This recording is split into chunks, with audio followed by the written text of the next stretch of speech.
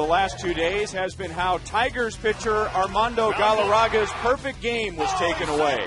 The Royals will avoid him this weekend, but there's no avoiding Miguel Cabrera, who's putting up Triple Crown numbers for the Detroit Tigers. Royals baseball is next on Fox Sports Kansas City.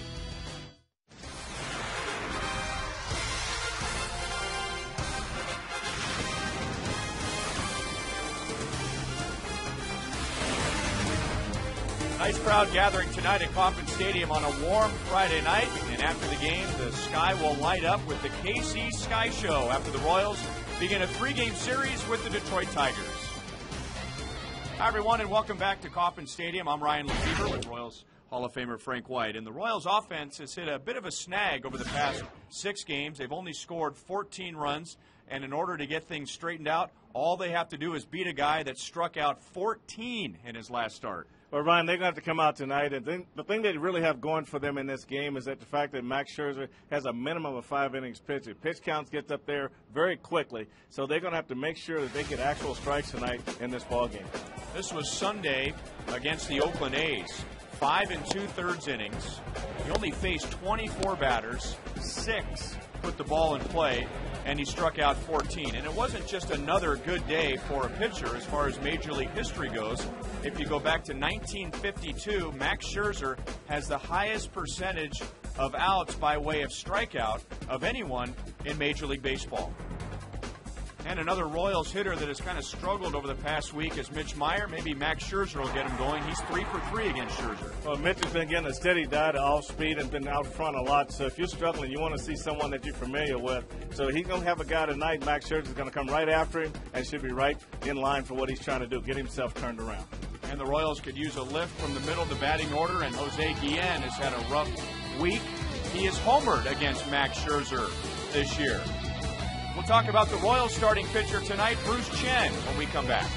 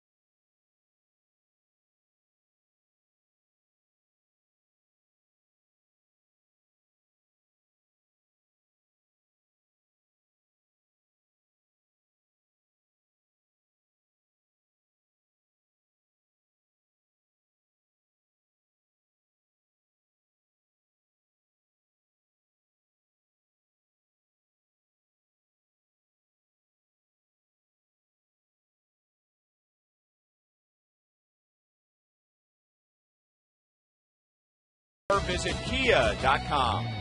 And by Kellogg's, the best to you each morning. Bruce Chen makes his second start for the Royals tonight. He made the start on Sunday with Gil Mesh going on the disabled list against the Boston Red Sox. Pitched well, only gave up 1 run in 4 innings and took a no decision. Here's what Kia has to say about Bruce Chen. Chen gave Ned Yost everything he needed in his first start. 4 innings, 1 earned run. But that high ERA against the Tigers, they're a fastball hitting ball club. So if he can manage his changeup down in the zone, keep him off speed, he should be able to lower that number tonight. And here is the Tigers lineup tonight, presented by M&I Bank, and it's a lineup filled up with mostly veterans, but then there's Austin Jackson, the rookie, leading off. He's 5th in the league in hitting. We've already seen him, but we haven't seen Brennan Bosch, the designated hitter. He was called up recently and is off to a good start, hitting at .333. And then, of course, there's Miguel Cabrera, who doesn't just beat up the Royals, he beats up everyone. Line to line, Ryan, a very good hitter. 3rd in the American League at .372. He's great on the road, .381 with 32 RBI in 24 games. So the Royals will definitely have to pitch him careful tonight. And it always seems that waiting in the weeds to do some damage against the Royals is Brandon Inge. He has great career numbers against KC. However, he is 0 for 14 in his career against Bruce Chen. We'll see what happens tonight. The first pitch is next.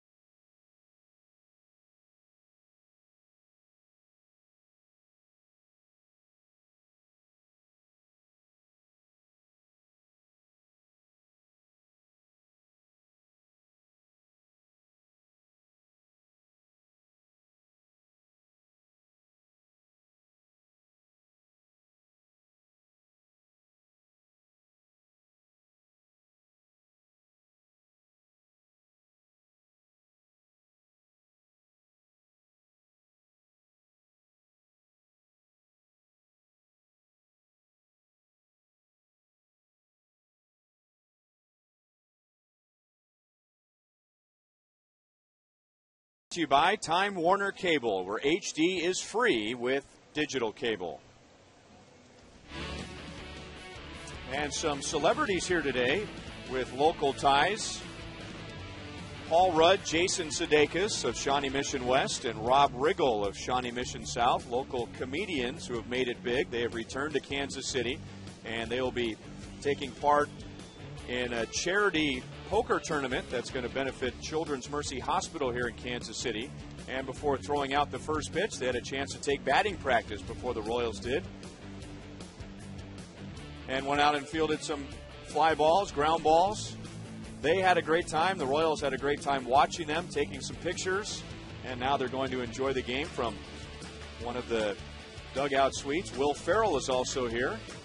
And Joel Goldberg in the second inning is going to join all of them.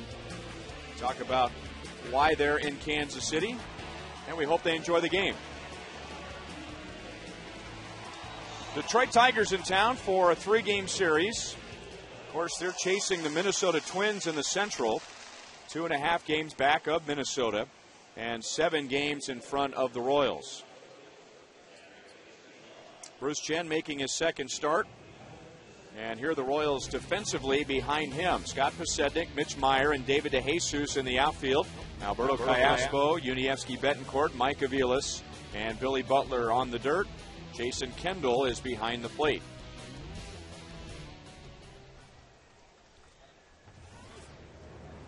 This is the 7th game this year between the Royals and the Tigers, and they have split the first 6. Rookie Austin Jackson takes a strike, a front runner for American League Rookie of the Year. He is 5th in the league in hitting. Chen jumps ahead, no balls, 2 strikes. Batting .341, he has 17 doubles, he has 3 triples, 73 hits already, but he will strike out. 1 ball, 2 strikes. Well, you don't see him in the walk column, Ryan, and I think that's where his game could really come full circle. If he can continue to put up those offensive numbers and make it in the top 10 with in walks, he really will have some kind of a career. Originally a property of the Yankees, coming over to the Tigers in a 3-team trade during the offseason that also brought Max Scherzer to Detroit. That was by way of Arizona.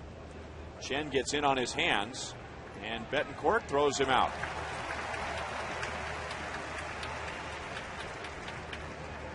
.88 degrees. Game started at 7:10. Time and temp brought to you by the parking spot. Easy to spot, easy to park. The parking spot at KCI. Johnny Damon smiling with Jason Kendall as he hears some of the boos as he is introduced. Johnny's been kind of up and down this year. Got off to a good start, tailed off, got hot again, batting .277. 1 ball. Make that no balls, 2 strikes from Bruce Chen. So Bruce has been 0-2 to the first 2 hitters.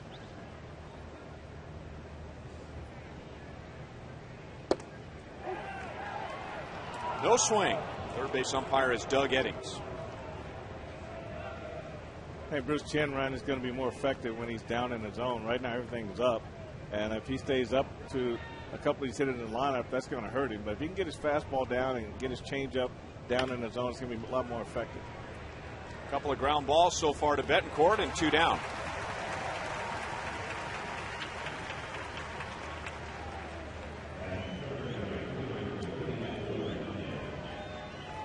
So now the middle of the order coming up, and Bruce Chen facing Maglio Ordonez with nobody on. Ordonez had 5 RBIs yesterday in a win against the Cleveland Indians. He had been just 3 for his last 20. So he has driven in 40 this year. And now Chen has jumped ahead of the first 3 hitters.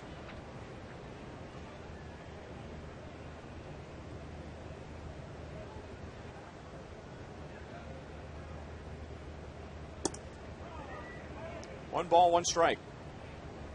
Ordonez all of last year had 50 RBIs, and he has 40, and we're just at the 1/3 mark of the season.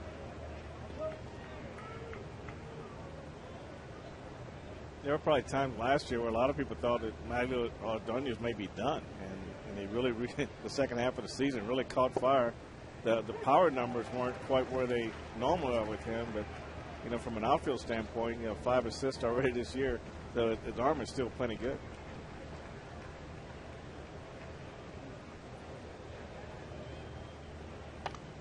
When he was with the Chicago White Sox, he could do it all. He played great defense. He had a great arm. He could run for a guy his size. And then, of course, he just punished the Royals with his bat. Well, the pitch he just fouled off, that was a pitch he would have driven in the right center field. And right now, I think it's just a matter of just trying to catch up with the fastballs. And usually that's the pitch that really gets more hitters in trouble than not. And once you lose that reaction time on the fastball, it's kind of downhill from there.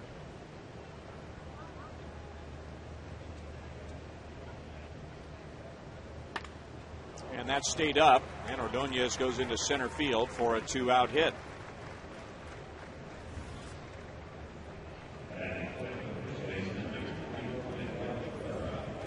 This is what we talked about, Ryan. It's all speed. It's coming in on him. It stayed up across the zone, and he just got inside this ball and drove it into center field. Didn't hit it very well, but just well placed. So 1 on, 2 out to Miguel Cabrera. And he is the dangerous combination right now of a very good hitter that's hot. He has driven in 15 runs in his last 11 games. He says it's too early, but the baseball world is talking about a potential triple crown. He is 3rd in the league in hitting, and he leads the league in home runs and RBIs. And Chen's ahead again. No balls, 2 strikes.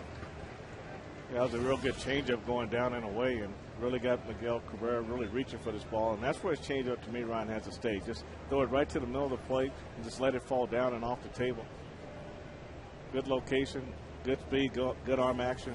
If you can produce those kind of swings with the changeup, then that'll help you a lot. Hit hard, but out. So the Tigers get a 2-out single against Chen, and that's it.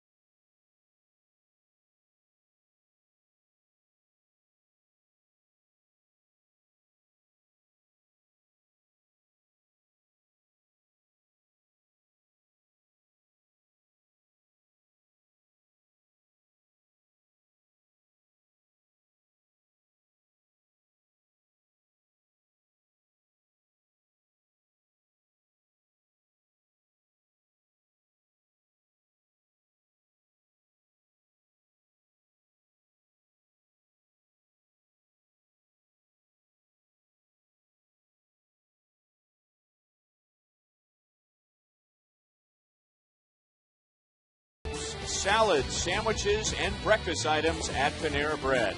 And by Thoroughbred Ford. You'll be surprised at how much you get at Thoroughbred Ford.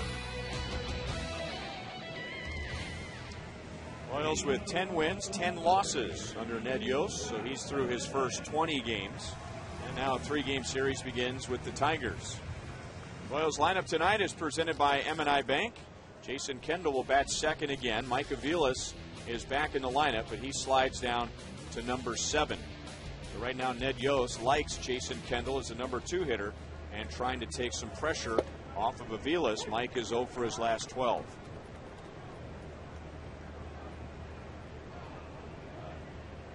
Posednik comes in with a 6-game hitting streak and batting at .294.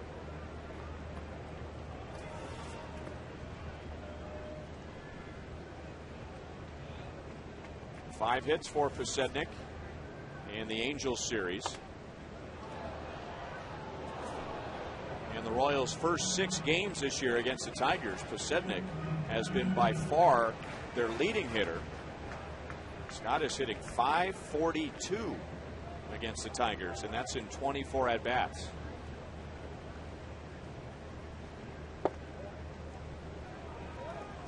Two balls, 2 strikes.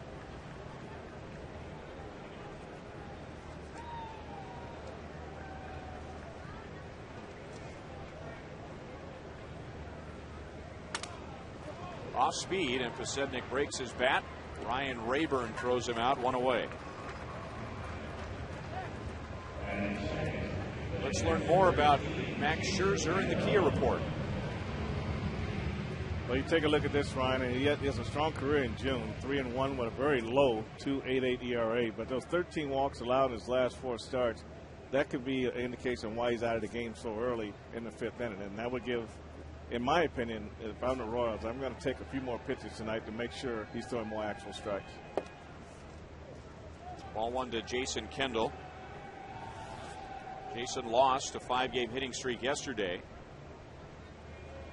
Just 3 out of 13 against the Angels. Had that incident with home plate umpire Mike Estabrook, which resulted in Ned Yost getting ejected for the first time. And Scherzer has fallen behind 3-0. You know, the thing about Scherzer, and that was a great start. I mean, 14 strikeouts in 5 2/3 innings. I mean, that's amazing. Now 4-pitch walk. But you have to remember that was his first start since being called back up from the minor leagues. He had been sent down because he was really struggling. We'll see what he does tonight. 1 on, 1 out. And the Tigers now defensively have Johnny Damon, Austin Jackson, and Magglio Ordonez in the outfield. Brandon Inge, Adam Everett, Ryan Rayburn, and Miguel Cabrera around the horn with Gerald Laird behind the plate.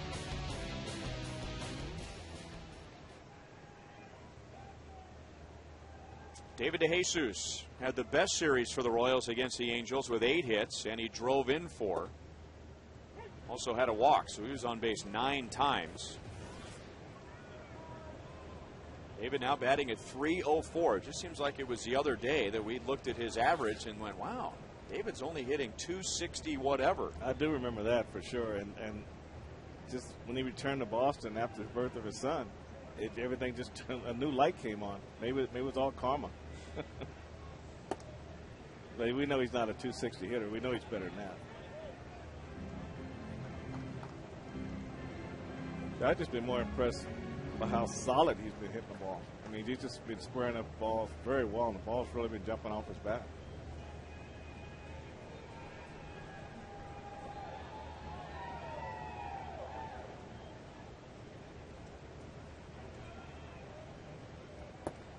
Changeup.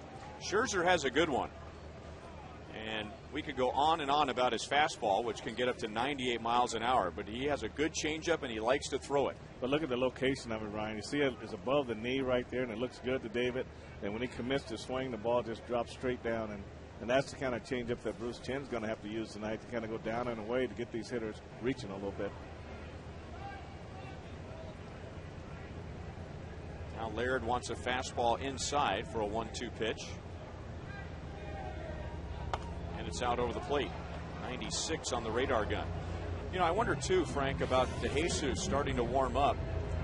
You know, there's a difference between a team saying, you know, David, we'd like you to be our number 3 hitter.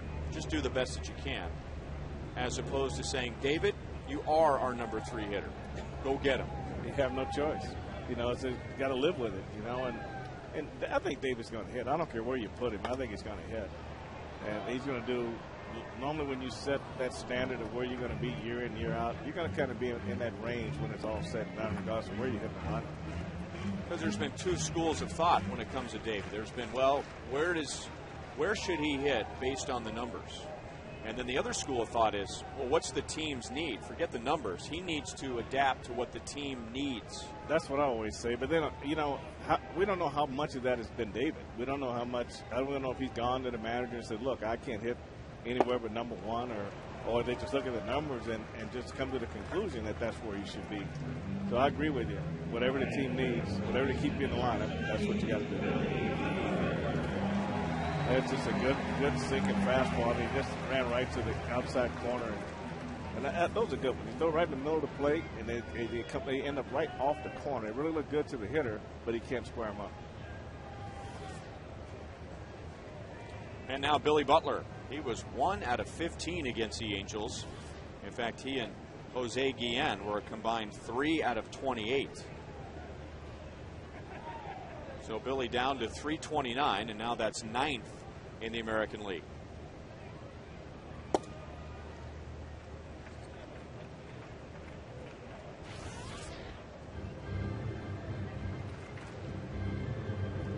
7 of his RBIs, and Billy has 30 this year coming against Detroit. The Tigers were the first team that the Royals faced this year, and they took 2 out of 3 here. But then on the Royals' first road trip, the Royals took 2 out of 3 in Detroit.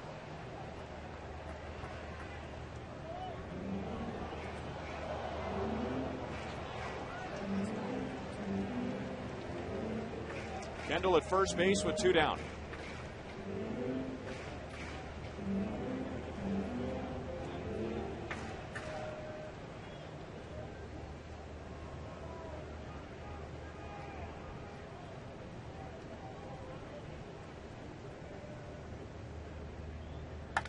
That was left out over the plate, and he gets it past Brandon Inns. So nowhere near where Gerald Laird wanted it. And a good start to the series for Butler. 2 on with 2 out. Let's take a look at this pitch. Like you say, Ryan, this ball ran way in off the plate. And I think this ball was even well in off the plate. And Billy was able to clear his hips and get the head of the bat to it. And when you're a guy that throws sinkers, if the catcher wants the ball on the corner, to me, can they throw a four-seamer and make the ball go straight? You got to be so precise when you know that ball's going to run back. You got to almost aim off the plate and have it come back and try to catch the corner. And now Jose Guillen with a chance to put the Angels series behind him right away with 2 on in the first inning. Jose was 2 out of 13 against the Angels. He did hit a home run, but they also struck him out 7 times.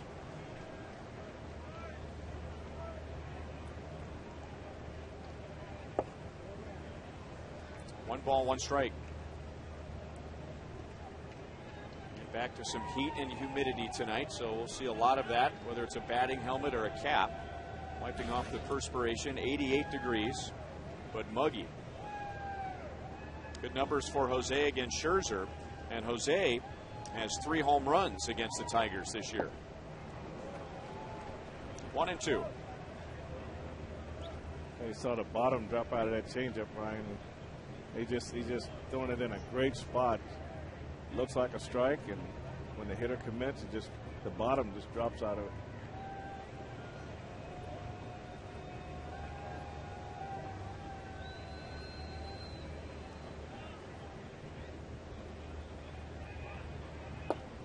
On the corner at 98 miles an hour.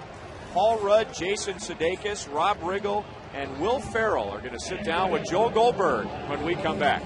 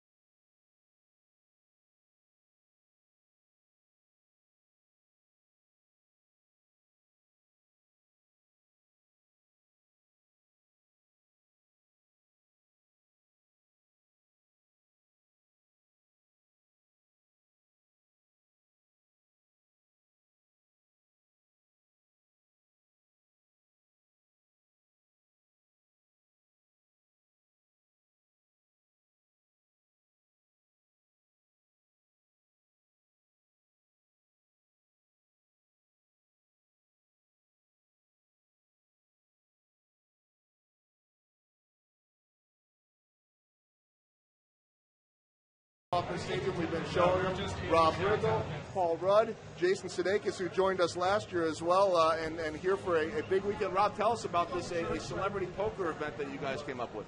Well, Paul, Jason, and myself decided we wanted to give back to Kansas City because we love our hometown, and Children's Mercy Hospital is an amazing hospital that does just unbelievable work, and we took a tour this morning, so we've actually seen what they do, and they need help. They don't take funding from networks. They're independently funded. That's why they don't turn any child away. So we want to help out, and so we decided to have this poker tournament down at Harrah's to raise money. So that's awesome. People have seen Rob in the Hangover, The Daily Show. The list goes on and on. Of course, everybody knows Paul Jason from Saturday Night Live, and in Paul's case, I Love You Man, Role Models, Knocked Up, 4-Year-Old Virgin, on and on. How cool is this to have three guys that all grew up around the same area as well coming back to do this? Yeah, it's great. To be from the same town as these guys. I'm a fan of theirs. I think they're both really funny, and it's cool that we'll kind of see each other or hang out in New York or Los Angeles sometimes, and have similar circles and be able to kind of be nostalgic about Taco Villa. We'll get to the comedy here pretty quickly. It doesn't take a whole lot, and Jason, you do it for a living, of course, on Saturday. I know that wasn't it yet. That wasn't comedy. We genuinely. No, I get that, but we did get a laugh from Rob. So if Rob's bigger than me, and Rob likes to, Rob has good physical comedy. Rob's always been more of a Taco Tico man, I think. Jason, you took us through a game last year. Royals were losing kind of big, so you kept us entertained the whole time. Now you're back here at Kauffman Stadium, and the game is close. Yeah, for now. Yeah, for now. This is an edge of the seat. This is a score. This is people who appreciate pitching and keeping the score low. And this is their dream. Classic. It's a pitcher's duel. Yeah. It's a warm up. It's a warm up for World Cup. This low scoring. Does anybody understand that? Oh, World. Okay. I was getting to it. That was a comma, not a period. Mm-hmm. And with the heat, it feels like we're in South Africa. That's true. So it is a warm-up to the World Cup.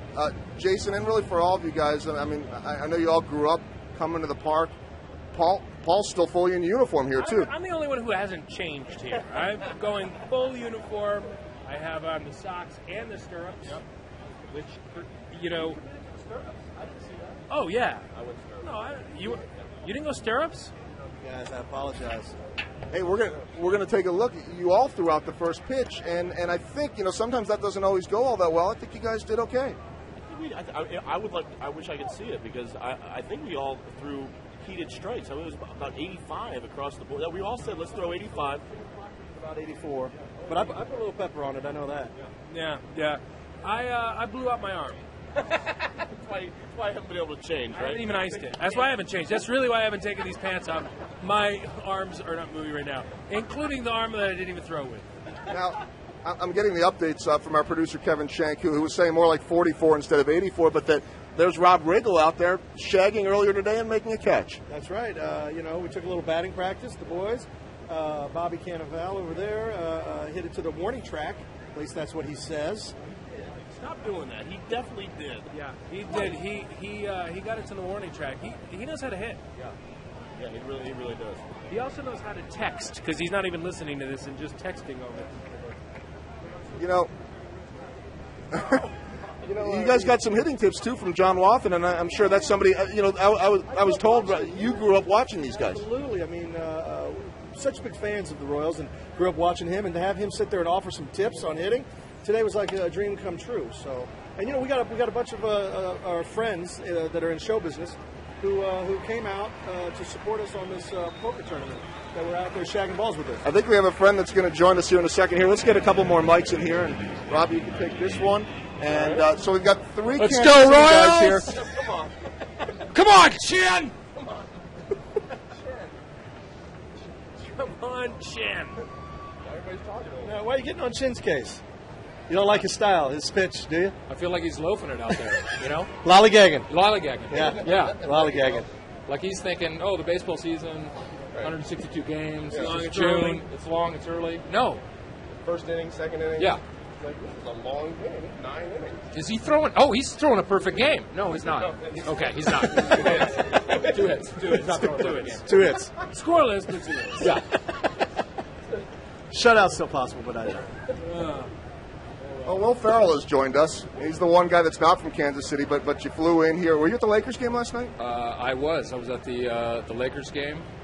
Lakers game last night, and here. Sitting where? Now I'm sitting courtside. Yeah, all right. Yeah. That's how you roll. And now I'm I'm dugout side here, so that's pretty nice. From courtside to dugout side, not bad. Yeah. And you know, I saw a few weeks ago somebody by the name of Rojo Johnson pitching a game in Round Rock in the minor leagues. Looked a lot like you, and I wasn't so sure until I saw the pitcher throw one pitch behind the batter's head.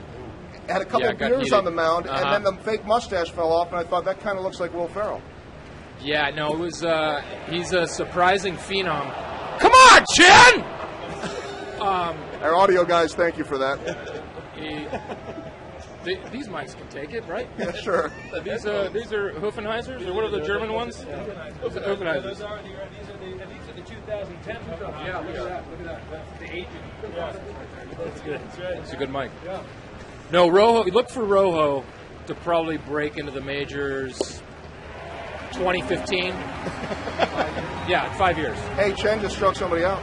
Oh, Chen! That's what I'm talking about, Chen! Audio department.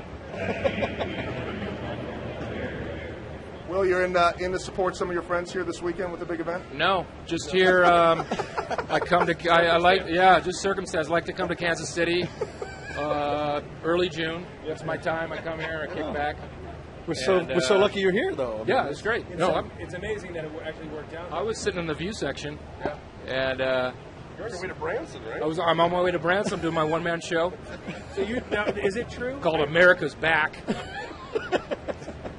I heard It's about a guy with a back tattoo of an American flag. Thus American back. Yeah, Very literal. It's Yeah, it's extremely very literal. literal. Yeah. How long is it? It's a running time. Yeah, like Is there an intermission? 3 intermissions, 6-hour show. So you get your money's worth. Kentucky side. You get your money's worth. Angels in America. Uh-huh.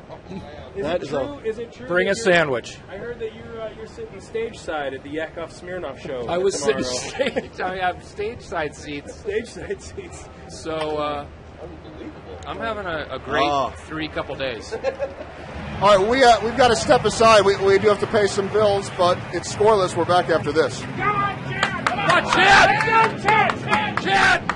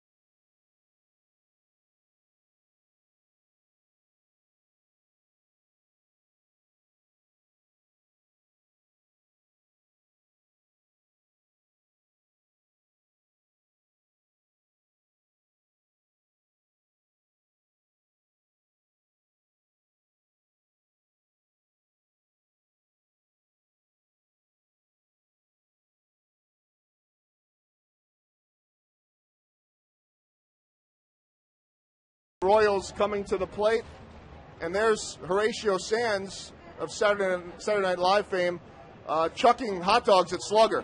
He was reaching up trying to get That's a tradition here at Kauffman Stadium, chucking right? hot dogs at Slugger. Slugger? Yeah, he was reaching for the lion, as somebody said. And all right, we do have Ryan Lefevre and Frank White in the booth, and you guys have just given them an inning off. It's still a perfect game. We still have a perfect game going, right? No, they've had 2 hits. 2 hits. Okay, I didn't hear you the first time. Hey, can I ask you guys something? Instant replay, there was that near-perfect game the other night. Can you guys come up with a solution? I mean, 3 minds like this, 4 minds like this. Rob moved down below. Yeah, I'm still here, though. By the way, the jersey on the back, your name is Hot Glove. Believe it. Silent G. You know, there's no. I'm opposed to replay. No replay. C-League needs to reverse the call. That's my take. Will? I'm with Paul. I'm with Rudd on that one. I would like instant replay because that's one thing about baseball. The games aren't long enough. I think they could go another hour or two. Especially the Yankees and Red Sox. Here. I suggest using instant replay after every single play just to make sure they got it right and drop it down to 5 innings. Okay. That's it. Balance it out in the end, I think. Yeah, it's true. They are kind of married to 9. Yeah. Why, though? Because of the 3 situation? I don't know. It's all 3s? Tradition. What was the pitcher's name who got screwed? Galarraga. Armando He should Galarraga. quit the game. That's the solution. He should quit the game. Take the pressure off. He should quit the game. Yeah. Yep. Leave us out of it. Yep. Yeah. Exactly. There's a base hit by Mike Aviles. Base hit. Like that? Nice job, Chan. Well, that's hit support, perhaps run support for Chen. You know, there was an incident earlier this year in Philadelphia where a fan was tasered on the field, and it made me think about a guy that was involved in a big tasering scene. Rob Riggle was the guy that did the tasering demonstration with the kids in The Hangover. Yeah, very familiar with tasers, usually on the wrong end of them, usually on the business end of a taser. So it was nice to, So it was nice to put it outward. Oh! Yeah! Oh, come on! Turn it! Scoring position. I don't know who the third. I would have said him. Third base coach. I would have said him. We're making chili. This is good. Guys on second. That's good. This is guys on second and third with 1 out. I love it. Well, the Royals have a little something going here with runners on second and third. Whoever wins the game? Now, they're trying to figure out here how you win and lose. I think. What's going on here with this discussion? Our buddy Bobby Cannavale was just telling us whoever wins this game is 20 games under 500. It's a little early for that. You guys, as local guys, should be supporting your Royals. We are. Yeah, you are, obviously. Full uniform right now. I feel I'm here. Stand up for it. Well, I'd hit my. That's true. I'm a Royals fan. I watch them. I've got the baseball package, so I can get the games at home. I live in New York. I still see Price Chopper commercials and at all the local ads. I love. What you got? Hy-Vee especially. We love Hy-Vee. Oh yes, well sure. I guess Price Chopper was more Chiefs, wouldn't it? There you go. There we go. The Royals have scored. I'm completely covered in pine tar from the navel down. That's how big of a Royals fan I am. And Will? Perfect game was just broken up. No, it has been broken since the very first day. Thank you. You're welcome.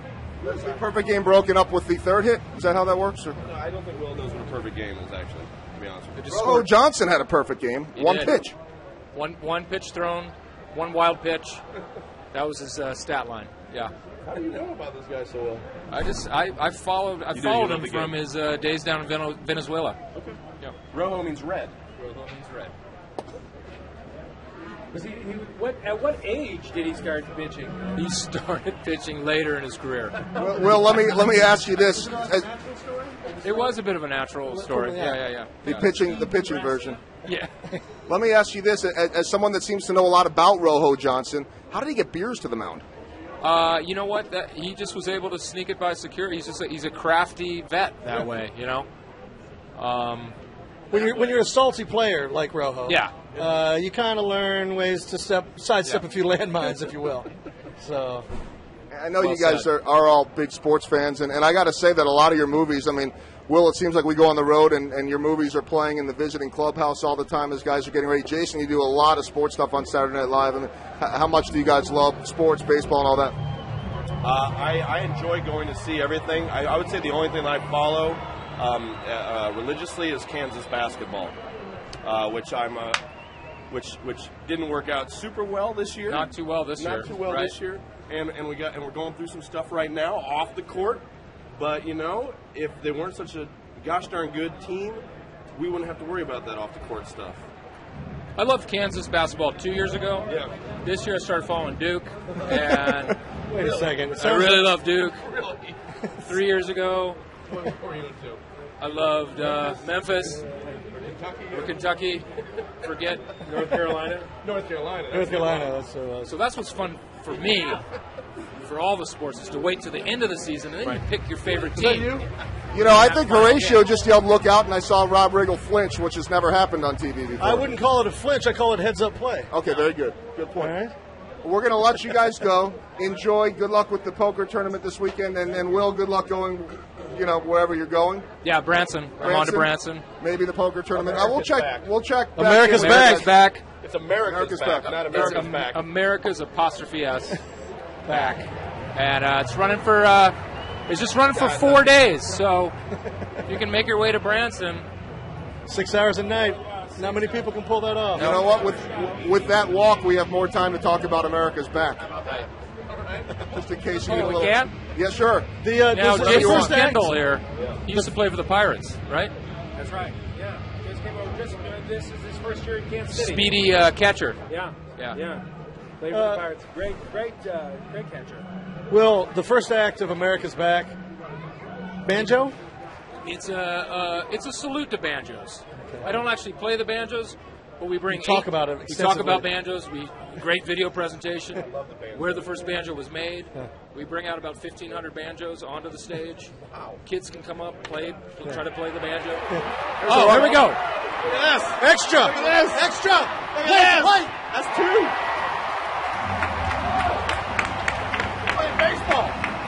Playing baseball right now. Yes, we are. Last year, Jason, you were Not on tonight, during a Detroit.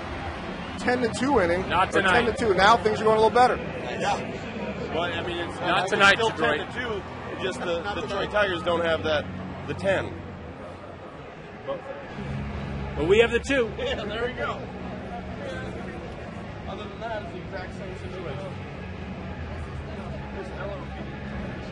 Left on base. Love it.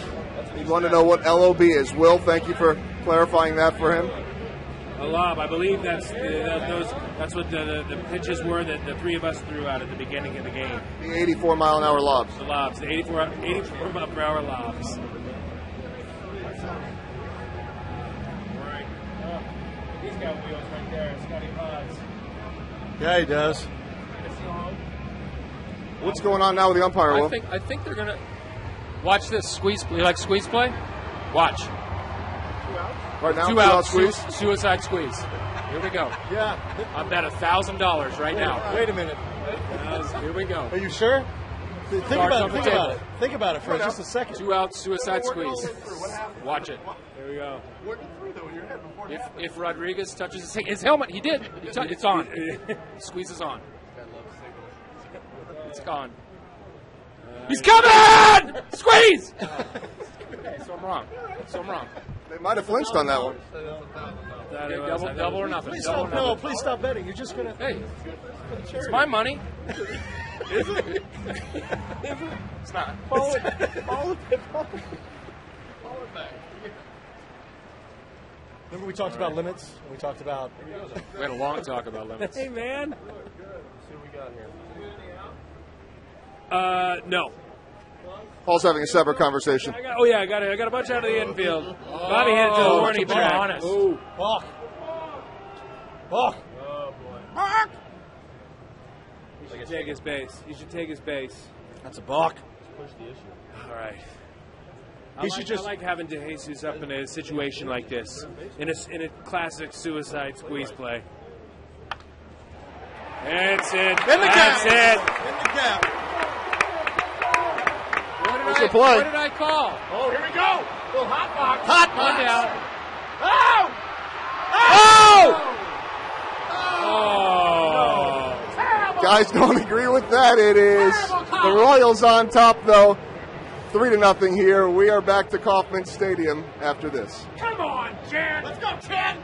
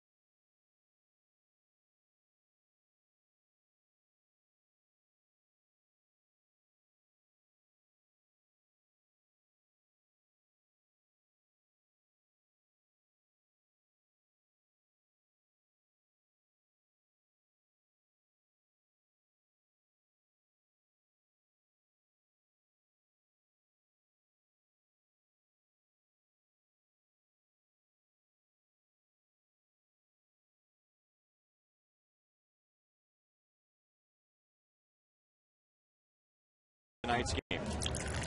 And that might be just another trip down to the third base dugout suite with Joel. Frank, how do we follow up that one? Continue to be quiet, I guess. They got 3 runs on the board. They forgot. They didn't realize that Chen goes to the bench every now and then. Well, Will Ferrell certainly has hung this game on Bruce Chen's shoulders, that's for sure. Even when he's in the dugout cheering on the offense, he was saying, "Come on, Chen." Well, Bruce has a 3-0 lead. Adam Everett, Austin Jackson, and Johnny Damon coming up. They give you a real good idea just how much fun they really do have when they all get together. Paul Rudd and Jason Sudeikis of Shawnee Mission West, Rob Riggle from Shawnee Mission South. And a pop-up to Mike Aviles off the bat of Adam Everett. So 4 in a row retired by Bruce Chen. 1 away. Tonight's Sprint You Call It. Should Major League Baseball use replays to review calls other than boundary calls on home runs? And 63% say yes. Keep voting at 432-432. Enter keyword Royals, a space, A for yes, B for no. Austin Jackson grounded out to short in the first inning.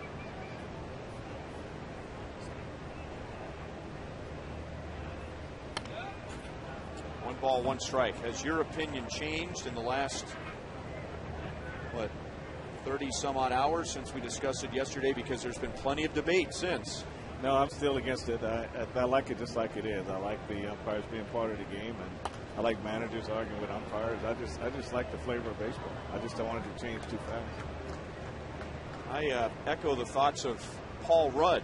There's Armando Galarraga watching the game. He will not pitch in this series, and Paul Rudd said he did not like instant replay, but he wished they would have reversed the call. And I'm not disappointed that they didn't reverse the call, but I think I would have been all right if they reversed the call. I wasn't so afraid of the so-called opening a can of worms if it was an isolated incident in the best interest of baseball. I agree. I think you look at the fact that it was a perfect game, something that very rarely ever comes up in baseball.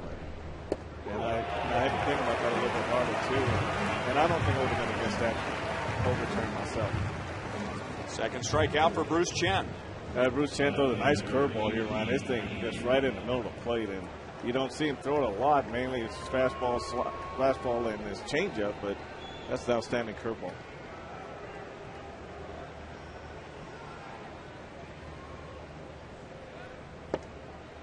Oh, and 1 to Johnny Damon, also grounded out to short his first time. Looking at the career numbers for Johnny, he has 2,182 career hits. Make it 2,183. And he's going to stretch it into a double. Almost came off the bag, and Yuniesky Betancourt was smart to keep his glove down there, just in case he lost contact. C.B. Bucknor, the second base umpire, was right there and said that Johnny kept his hand on the bag. Well, Mitch did a good job getting himself in a great throwing position and uncorked a real good throw. And Johnny slid a little bit late, but that's one of those plays, Ryan, we talk about where you don't just reach for the tag. You want to just ride him all the way through the slide, and then you may get that call right there.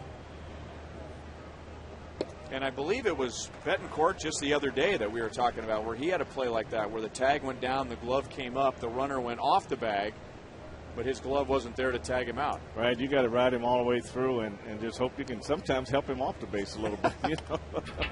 So not force him off the base, just help him off the base. Just help him a little. Just help him. Just give it that momentum and just help him a little bit. Yeah, there's a big difference between the two, right? Big difference between pushing him off and helping him off. I was helping him. Ordonez single to center his first time up. Ordonez got his 2,000th career hit this year. And another ground ball to Yuniesky Betancourt. Tigers are scoreless through 3 against Bruce Chen. Come on, Chen.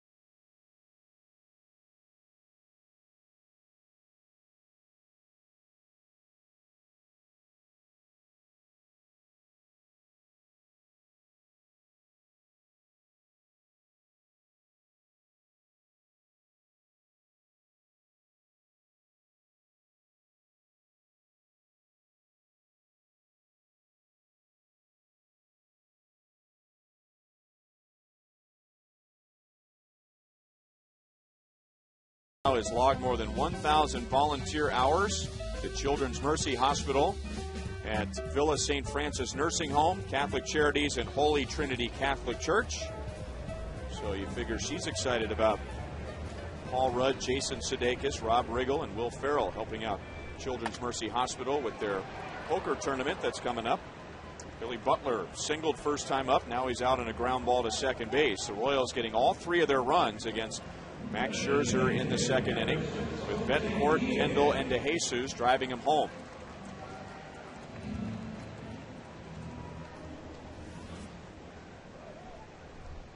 So Scherzer, the former MU Tiger, now the Detroit Tiger. First round pick of the Arizona Diamondbacks in 06.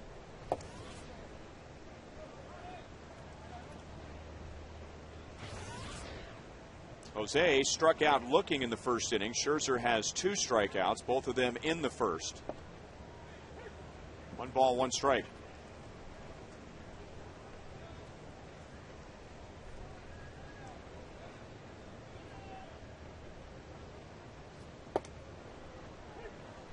One and two. He has saved some of his best pitches for Jose Guillen, and that's the way baseball messes with a struggling hitter.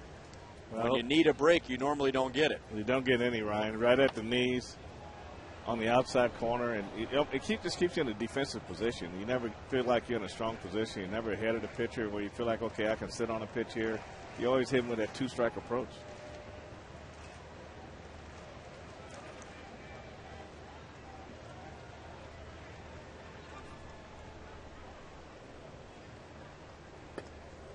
Two balls, 2 strikes. Did you ever get the feeling, Frank, when you were in a slump, that the pitcher was just making perfect pitches to you and all your teammates were getting the mistakes down the middle of the plate? All the time. It just seems like you're always 0-2 and chasing a slider on the outside corner. And changeup, Jose was all over it and bangs it off the windows of the Stadium Club. Well, you feel like you just can't see the ball out of the pitcher's hand. You're too slow on the fastball. You're too quick on a breaking ball. And some days you just got to sit down for a couple of days and just kind of see the game for a little bit. And Whitey did that with me a lot. You know, when I first started as a player, he would sit me against a tough right-hander, bring me back against a left-hander, just sort of baby me through that whole process. Jose's lucky he didn't break one of his fingers with this swing.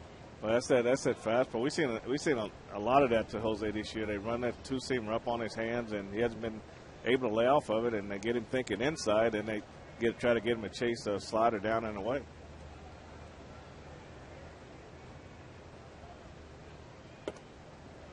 Gerald Laird trying to play a little mind game with Jose Guillen. He didn't put down any signs, but he was shaking his head, trying to get Scherzer to shake his head and get Guillen thinking. And then asked for the fastball away. And now timeout is a little beach ball is falling on the warning track in the right field corner. I've heard it said before that hot hitters react, struggling hitters guess, and usually guess wrong. They guess wrong for the most part.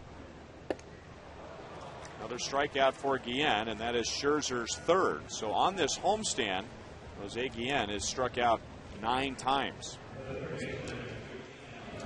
Tomorrow night is Game 2 at the Tigers. You want to get your tickets now and then come out early. The first 20,000 fans receive a Brett Saberhagen bobblehead presented by Fox Sports Kansas City. And tomorrow it's Luke Hochshaver against Justin Verlander. So 2 down, and Alberto Callaspo taking ball 1. Alberto out on a fly ball to center field in the second inning.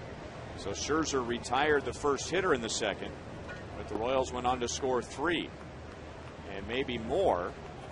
But David DeJesus got caught in a rundown after a single to right field, driving in a run. He thought the throw was going all the way to third base. It was cut off, and he was out. And now Scherzer bounces back in the bottom of the 3rd inning and retires Butler, Guillen, and Callaspo.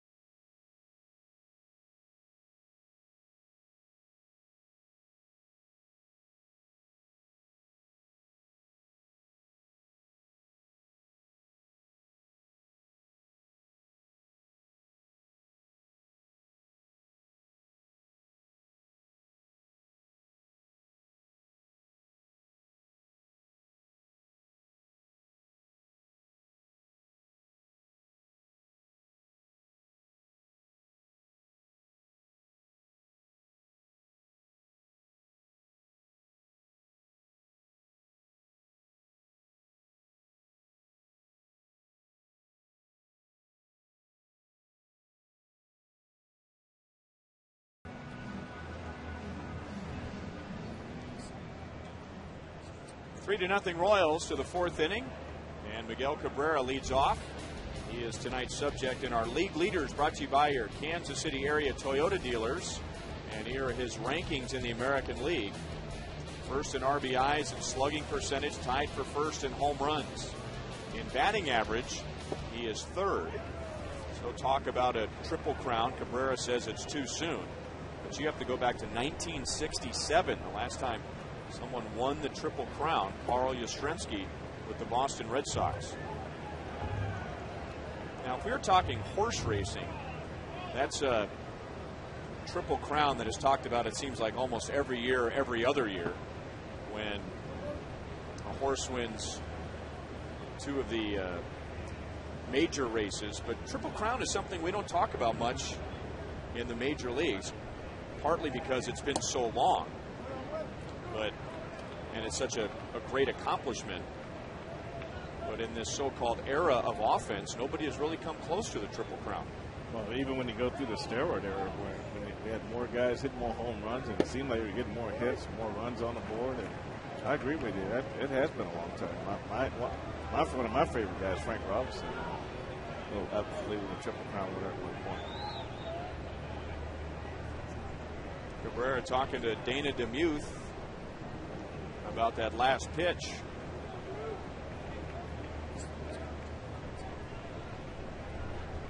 He thought he had called timeout before the 3-1 pitch was delivered, but Dana DeMuth said no. And we stay at 3 balls, 2 strikes. Albert Pujols is a name that comes up in the National League quite a bit, potentially winning the Triple Crown. Well, he was calling it, but the umpire doesn't have to give it to you, so you just got to make sure you stay ready to hit. And now he strikes out. Bruce Chen with 3 1/3 scoreless innings and now 3 strikeouts. And Cabrera has to be careful. He dropped his bat at the plate after striking out. Tonight's Roadrunner Turbo Speed Pitch comparison. And not really a comparison with Chen and Scherzer. Scherzer gets it up there to 98. But you and I noticed this in Boston on Sunday, that Bruce Chen, last year with the Royals, his fastball was in the mid to upper 80s. He was hitting 92 and 93 against the Red Sox, 92 so far tonight. Well, a lot of that could be he's still feeling pretty strong because he hasn't had a lot of innings since he's been here. But he get a few more starts, and that might drop down a couple miles per hour. Brennan Bosch taking one near the bill of the helmet.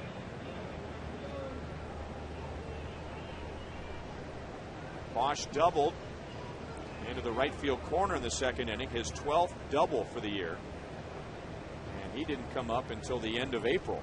He went too far, 2 balls and 1 strike. 28 home runs in the minor leagues last year for Bosch. And he's a big kid, 6'6", out of Santa Monica, California.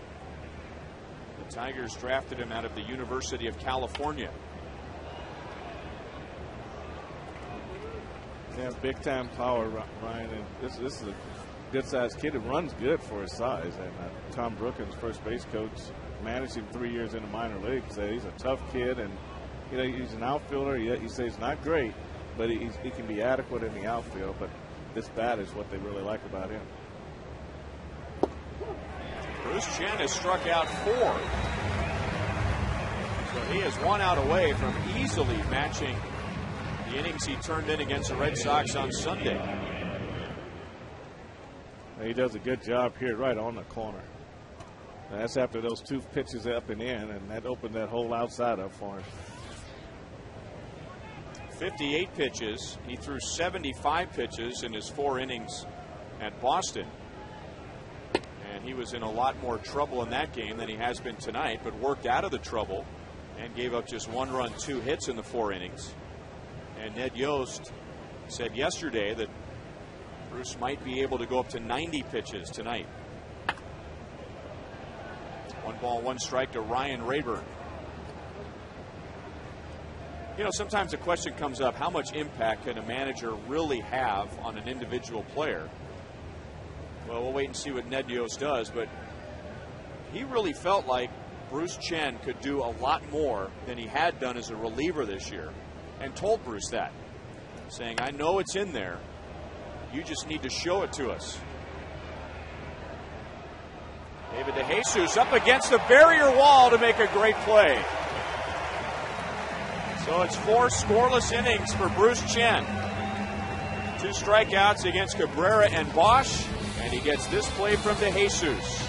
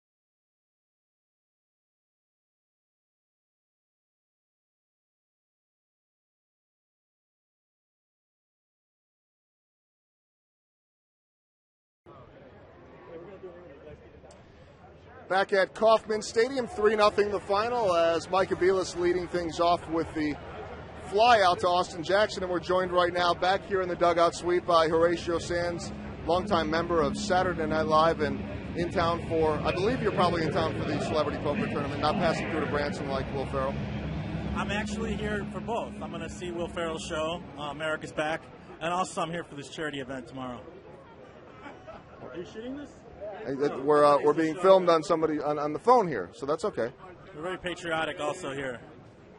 Hey, you had a chance to take batting practice today. I think I saw you taking batting practice with a helmet cam or something. I did. I was wearing a helmet cam. I was taking some really good cuts. The batting coach asked me if I played any high school ball.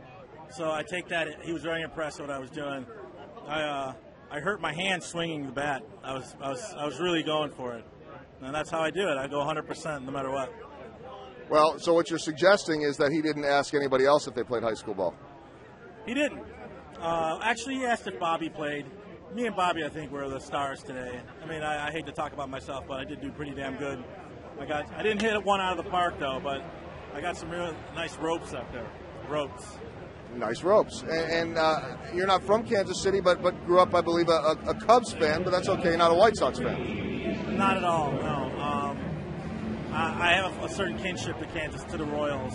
They're kind of, I think people in the Royals, Royal fans, kind of identify a little bit with my pain. It's been a while for you guys, although it's been 112 years for my guys. But 85, that's not bad. In Cubs terms, that's not all that long. No, that's not a drop in the bucket.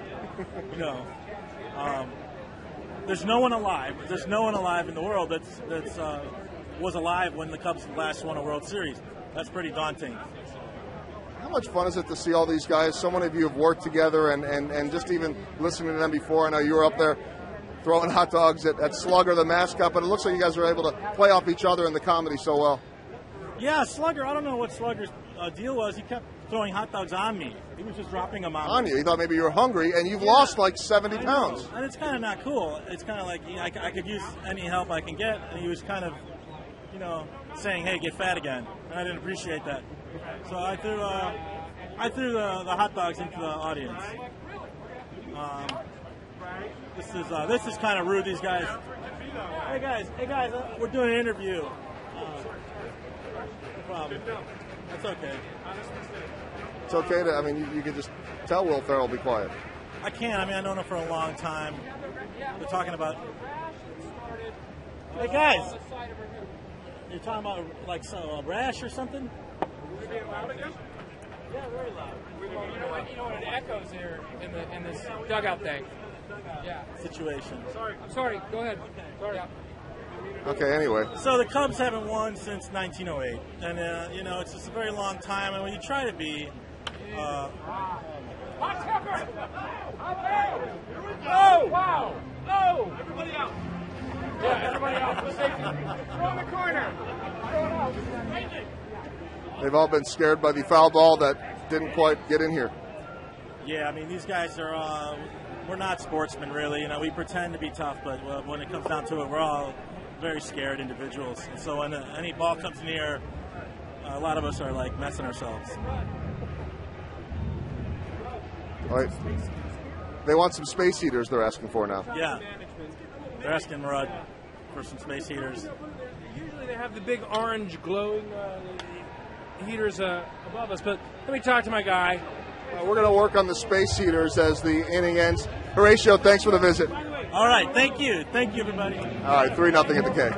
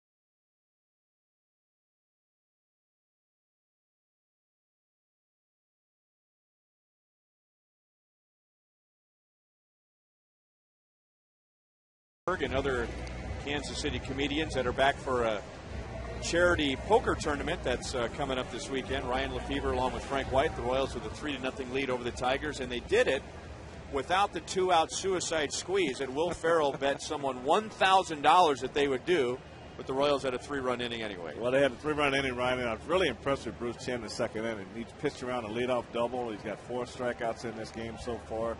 And that second inning was nice. You know, leadoff double, got the next 3 guys out and preserved that inning for himself. Brandon Inge, who has a career full of big hits against the Royals, hits it hard but out to left field, so he is 0 for 2. And a quick out for Bruce Chen in the 5th. Well, he goes right after him on the first pitch here, Ryan, right in the middle of the plate. It's really an area that Brandon Inge really likes to hit the ball, but he squared it up good, but when you're pitching well, they hit him right at him. So Bruce has already surpassed his inning total from Sunday against the Red Sox, and he has done it with 12 fewer pitches. Gerald Laird grounded out to short in the second inning, hitting at 157. Tigers have gotten very little production from their catchers. Gerald Laird and Alex Avila combined for 1 RBI in the month of April. 2 balls and 1 strike. And we've seen Laird over the years, even though he's a catcher, even though he hits down around the bottom of the order, he will lay down a drag bunt to the third base side.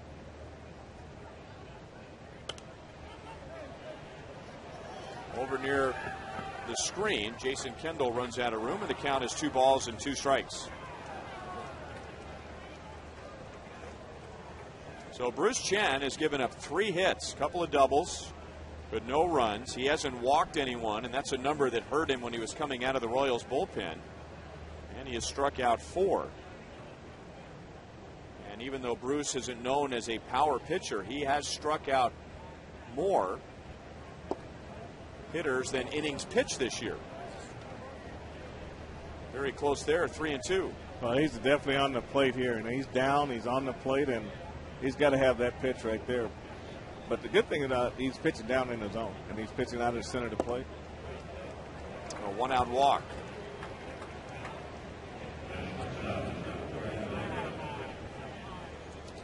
Final game of this series will be Sunday afternoon at 1:10. Bring the kids out. The first 8,000 aged 14 and under will receive a Build-A-Bear Polar Bear, brought to you by the Kansas City Zoo. Then after the game, it's the 6th annual Faith and Family Celebration with a special concert by American Music Award nominated Jeremy Camp. Royals.com or 1-800-6-ROYALS if you'd like to get your tickets right now. 0-1 on Adam Everett, out in a pop-up to second base, his first time up.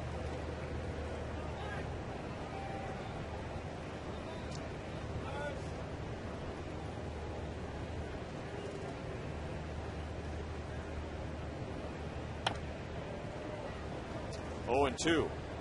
The Tigers' last 4 hitters tonight are hitting 180, 235, 156, and 188.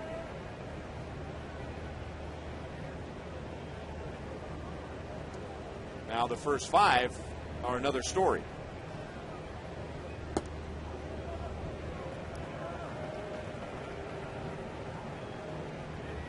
You'd love to have a little more offense out of the 8th and 9th guys. You know, you got such a strong top of the order, and it would really help your offense if those last guys can get on base. Blocked by Kendall, but not good enough to keep Laird from second base. 2 balls and 2 strikes on Adam Everett.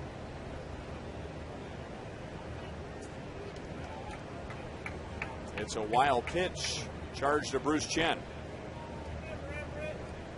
And Everett, who hits with very little power, hits a lot of ground balls. He would be a double play candidate, but no double play now with a runner at second base.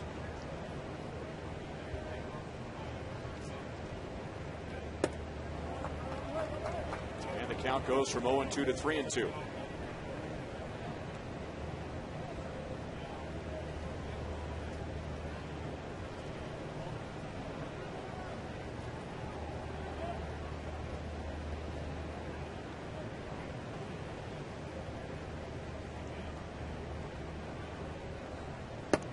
Another walk. So Bruce Chen didn't walk anyone for 4 1/3 innings. And maybe he was spooked by the Brandon Inge line out to left field, which was caught by Scott Pisednik, because now he has walked Gerald Laird, who was hitting 156, and Adam Everett, who was hitting 188. Well, Fox Track showed against Laird that he made a nice pitch on the inside corner, didn't get it, and came back and missed poorly on the next pitch.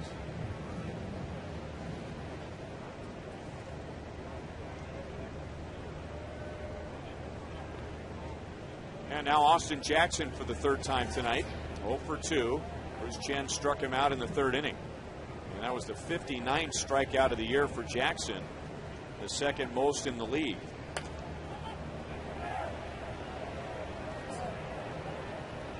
Oh and 1.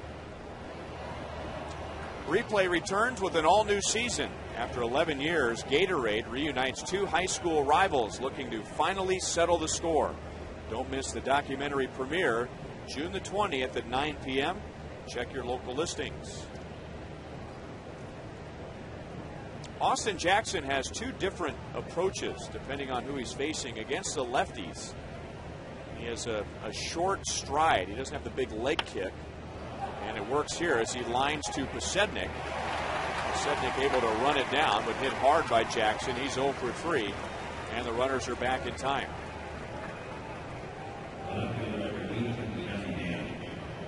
Anytime Bruce leaves this ball on the plate inside, the Tiger hitters are really turning it around. But right now they're hitting it right at the Royal outfielders.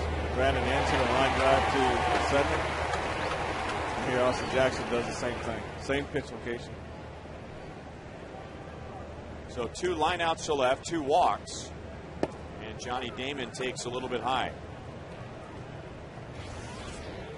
Johnny doubled in the 3rd inning, his 16th double of the year, and he is grounded out to short. 2,183 career hits. And I was curious, as I know Johnny has set his sights on 3,000 hits, if he were to continue the pace of his career, he would need 5 more seasons. He averages about 146 hits per season.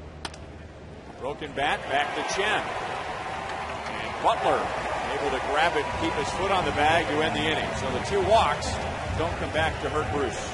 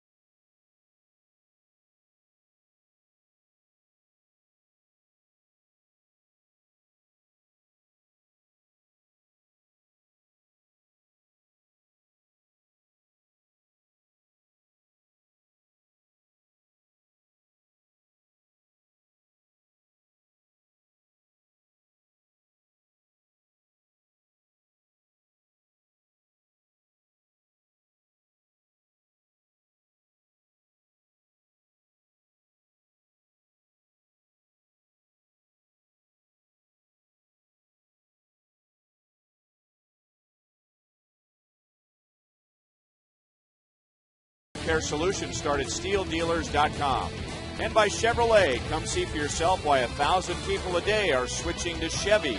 See your Kansas City area Chevy dealer. 3-0 Royals, all 3 runs coming in the 2nd inning against Max Scherzer. And now Scherzer has retired the last 6. Scott Posednik reaching with a walk in the 2nd inning. And he came around to score the 3rd and final run. Posednik grounded out in the 1st inning.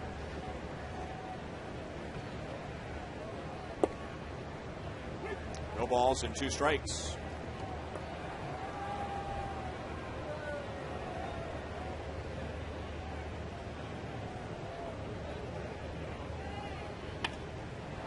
And with 2 strikes, he punches it out into left field for a base hit. So he's hit in 7 straight games, and more importantly, the Royals have the leadoff man on. Take a look at his eyes right here. I think right there he's looking at the shortstop more than anything else. And I think when he does this, Ryan, I think that's where he really wants this ball to go, is on the ground, the shortstop. This ball runs away from him, and he just does a little check swing, check bunt, whatever you want to call it. But he hit it pretty good. Well, we wondered what would happen if Posednik did that with 2 strikes and fouled it away. And wouldn't necessarily call it an argument. Mike Scioscia, the Angels, didn't come out and argue with the home plate umpire, but the Angels dugout was chewing on the umpire pretty good from the third base dugout. Pasednik and the Royals feel like that's a swing because he doesn't separate his hands and get them in to a bunt position. Even though it is, as far as what the final result is, it's much closer to a bunt than it is a swing. I definitely think so, but yeah, I think it's all in the hands. If you separate the hands, it's a bunt. If you keep them down there and take a half chop at the ball, there's got to be a swing. Pasednik is running, got a pretty good jump, and Kendall lines it to center. Jackson, did he catch it, or is it a trap? No call. And now the first base umpire, Kerwin Danley, is going to call it a trap. So that gamble pays off for Pasednik. If that ball is caught cleanly, Jackson could roll it to first base for a double play. Instead, it's first and third, nobody out. Well, it's a big gamble on Pasednik's part. He has to feel like this ball's going to hit the ground. Didn't get quite a good look at whether the ball did bounce into his glove or not. Better look this way. Yeah, just a little short hop right into his glove. And because of an umpire shift, and because of where the base runners were, it was the call of the first base umpire, not the second base umpire, C.B. Buckner. So first and third for David DeJesus. At the plate, he is driven in a run. And on defense, he has the defensive play of the game so far, brought to you by the Home Depot, doing more on defense. Well, this play right here, Ryan, right down in the right field corner. The ball actually comes back toward the fair line, and I think the ball was fair. He made a nice adjustment off that wall down there.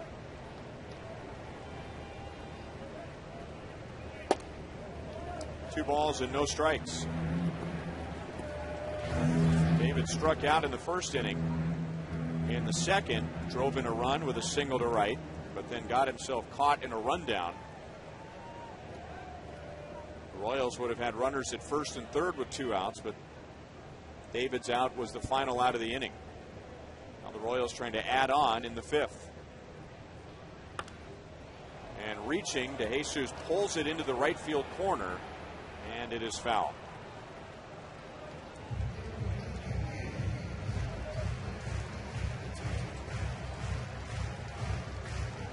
Here's tonight's trivia question, brought to you by AT&T. Who are the 4 current AL managers who have also managed in the National League? Well, I know one of them. I know 2 of them. I know 3 of them. I know 4 of them. That was easy.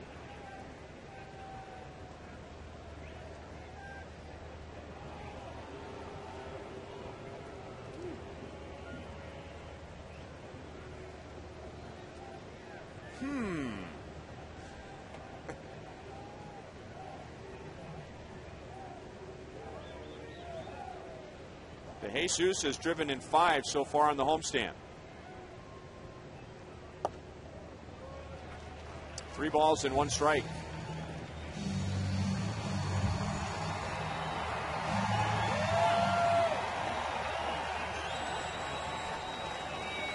That's Brad Thomas, who had a slow start to the season but has picked it up lately, warming up as Scherzer is in trouble in the 5th inning.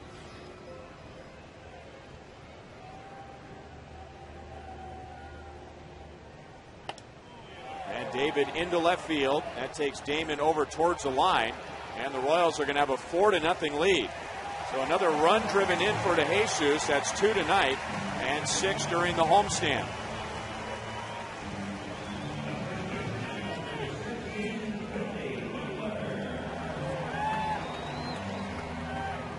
Billy Butler coming up now, and wouldn't that Royals cap, shirt or ball look better with a Billy Butler autograph on it? The Royals first baseman will be signing autographs in the Kauffman Stadium Majestic Team Store tomorrow between 12:30 and 1:30.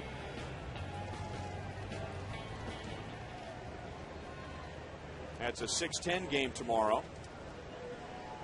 with Luke Hochhaber for the Royals and Justin Verlander for the Tigers. Kendall at first with one out. Billy singled in the first inning, grounded out in the third.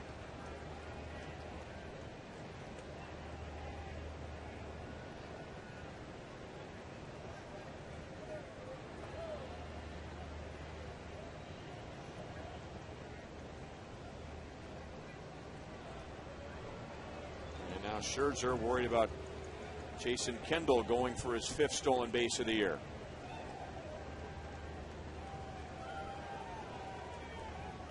Kendall 4 successful stolen bases. He's been thrown out 4 times. A little bit inside for ball 1. So a completely different start tonight for Scherzer than Sunday afternoon when he struck out 14 in 5 2/3 innings.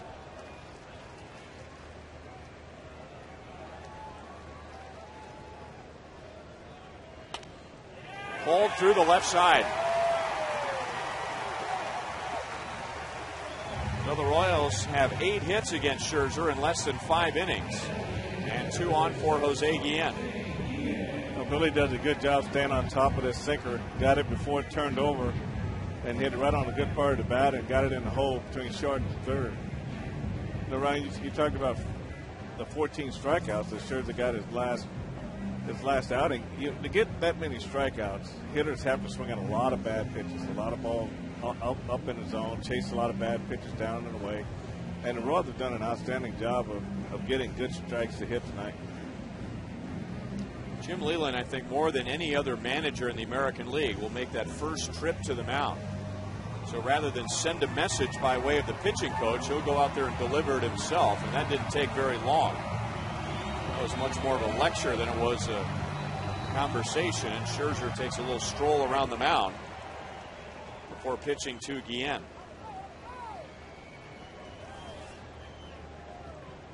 Jose has struck out twice against Scherzer tonight.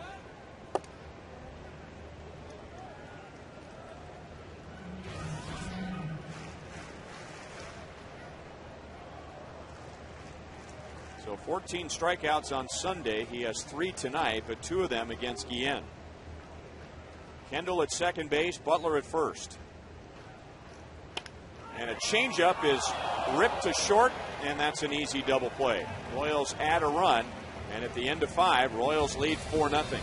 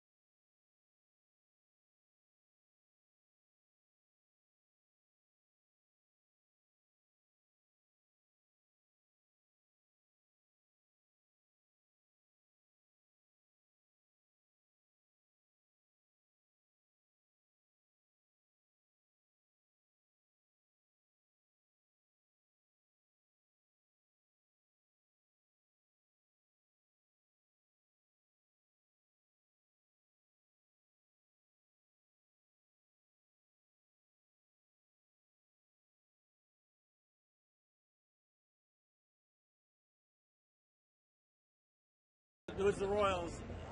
They signed it. All right, well, again, big charity poker tournament tomorrow night at Harrah's, and all the local guys Rob and Jason and Paul taking care of that.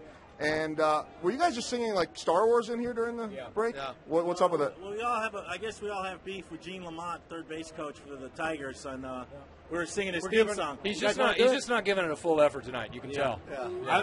I think you just called him the Darth Vader of baseball. Yeah. So how did that all go? Can you give the viewers a little idea of the? 1, 2, 3. Da da da da da da da da da da da da da. Gene Lamont. Da da da da da da da da da da. Gene Lamont. Gene Lamont. I have to tell you that Alberto Callaspo, the Royals' third baseman, who speaks some English, just looked over here and just had to have been thinking, what is going on? He's probably thinking exactly what we're thinking. Is like, look at that Gene Lamont over there. You know, you'd think he was looking at us, but he wasn't. He was looking at Gene Lamont, and he was wondering what in the Sam Hill is going on. Everybody's in on it. Everybody's in on it. Hey, I got to tell you that You might have thought we were celebrating the 30-year anniversary of Empire Strikes Back. Out on Blu-ray. Out on Blu-ray. Out on Blu-ray. you know, June Bruce 15th. Chen is making his second start of the year, and I know that Will and all you guys got were a really perfect game going. Well, perfect game. Well, he's got a shutout. He's 3 hits. I should let you guys know, all being comedians, that Bruce Chen is the comedian on this team. Is he And really? maybe because you guys are all here, Bruce Chen is pitching his best game of the year. Well, he's definitely bringing it. Top of the 6th. Chen's got smoke on his arm. Yeah, he does. Give him the howitzer, Chen. Chen came over from Baltimore. He used to be an Oriole. An Oriole and 8 other teams in baseball. That's not bad. That's a good record. Does anybody know what country Bruce Chen is from? Korea. Not Korea, no. Atlanta, Georgia. A little closer. Guatemala. Puerto Rico. Chad. He is Panamanian. Panamanian? No, he's not from Chad. So. Panamanian, really? He was Panamanian with grandparents that were from China. Oh, okay. That's a You trick mean- question. I get up. And nothing gets me down. Panama. Do they play that song? Bruce Chen's from there. Bruce Chen's from there. From Panama. Are you guys worried at all about That this was- weather, the sky? Well, you guys shouldn't be. You can duck back into the suites here. There's good concrete. That, by the way, was Will Ferrell on lead vocals on the Bruce Chen Panama song. I'm not sure if this is true or not, but I think the rapture's about to start. Yeah. Aha, Mayans. 2 years early. 2 years early. 2 years early. Hey, can anybody? You guys have all done so much of this over your career. Anybody have any play-by-play in them right now? I can't. I'm so You know, myopic on Lamont and his play Yeah. tonight. I'm just shocked. I can't get past Lamont. Well, right now, Kendall's talking to Chen. He's like, what's going on out here, man? Let's get this done. Chen's like, dude, I'm trying really hard. Kendall's like, well, I don't know what you're doing, but we got to get this done right now before the rains come. Everybody's coming around on the mound and have a little get-together. I think we say That's the whole team. keeps looking at him. You know, he does. Lamont's giving him the. I think they're on the mound discussing. Is it true, Chen, that you're from Panama? There's a bet in the clubhouse that you're watching this? Are they Do they have a feed to this interview? They might be watching the right guys now. in the dugout? Holy smoke. Yeah. They just ran out to tell Chen. They go, they're talking about you, and they said you're from Panama. We just want to confirm. We want to know. We want to confirm that. Yeah. And Chen's like, yeah, my grandparents came from China, but And And then he went goes, to Panama. I don't even have to answer that. And then he sang Panama. Like, And then everyone said, "Okay, let's play. All right, let's play resume the game." play ball. That's the kind of smoke I'm talking about. Long night for Lamont. He won't look at us. it's a lonely night for Lamont. Not a lot of guys going past him. Oh! My goodness. Lamont didn't even help out.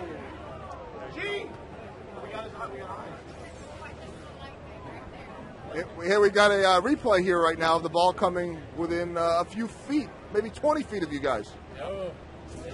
That's what we like. We like one hoppers. Oh! It cuts like a knife. There goes the perfect game. See, Lamont couldn't send him. Lamont couldn't send him home. Ordonez on third. He's out of his You mind. know what? Say what you will. Smart call by Lamont. What?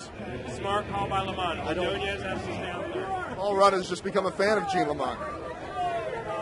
It's not so much a fan, but I respect the man. Oh, Slugger's here. We have Slugger in the Slugger's here. There's a lion in here! There's a lion in here! Someone's gonna tranquilize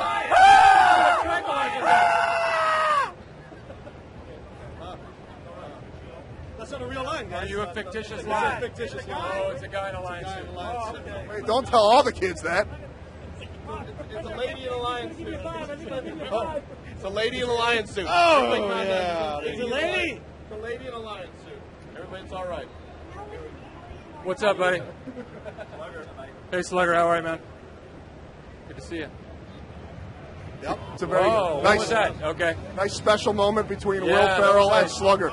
Slugger didn't like it. Nice, Slugger. Nice. Well, guys, we've got a pitching Slugger change, which doesn't means speak. we've got to say goodbye to you guys. Thank you all very much. Thank you. Good luck with the event tomorrow. We're going to go back upstairs to Ryan Lefevre Nice and Frank game, Clark. Chad. Come on, Chin! Nice game. Chad's like, Way to go, Chin! Way to go, Chin! Shut up!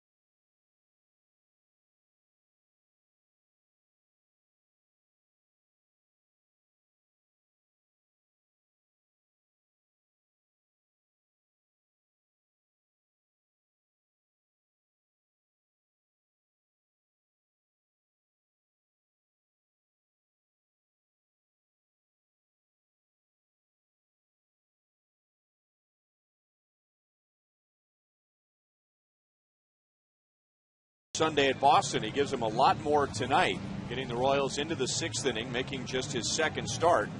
And the Royals have a 4-0 lead, but the Tigers have 2 on with nobody out. And Kyle Farnsworth will pitch to Brennan Bosch. The inning began with a walk to Maglio Ordonez, followed by a single from Miguel Cabrera. Farnsworth, like a lot of Royals relievers, is on a roll. He's allowed just 1 earned run in his last 10 appearances, and that covers 13 innings. That gets his ERA down to 2.42. So Ordonez at third base and Cabrera at first. Brennan Bosch doubled in the second inning, struck out in the fourth.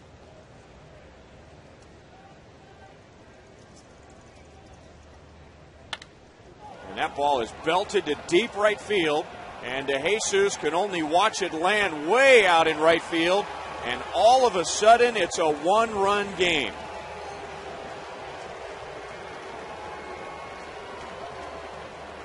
Well, Frank, even I could tell you that the scouting report on Brendan Bosch is that he's a first ball fastball hitter, and that's exactly what he got. And he's ready. He's a young player just coming up, and that's all he's going to look for is that fastball. And Kyle Farnsworth threw it right into his hitting zone. Middle in, he got great extension on this. And, you know, Ryan, this ball, even with the wind blowing around the left, it cut through this wind. This ball was hit a long way. And you can see the power that Bosch has in his bat. Farnsworth couldn't even turn to watch it. And we haven't seen Brendan Bosch in person. We've only heard about him and seen some of the highlights. But learning about him today, the Tigers love him. They love the way he plays the game. And if there is one weakness about him now, they would say that, well, he goes up there and swings at just about everything on the first pitch because he wants to swing the bat. So if the Royals could do that again, they might have given him a less hittable pitch. Well, most young guys coming out of minor leagues like that, Ryan, they want to hit early. They want to hit the fastball. They don't want to get deep in the count too often. They learn how to be better as they go along. But right now, he just wants to go up there and be aggressive with it on the fastball. And, man, I tell you what, I see why they like his power. 1-1 to Ryan Rayburn. Rayburn 0 for 2. 2 flyouts to David DeJesus. The second one was David's nice play in the corner, jumping up against the barrier wall. You kind of wonder if Farnsworth gave him his best fastball, 93 miles an hour on that fastball. We've seen Kyle lately up to 98, 99, even 100. Well, maybe the feeling was we'll give him a first pitch fastball, but we'll give him one with some movement and hope that the Royals could miss the barrel of the bat.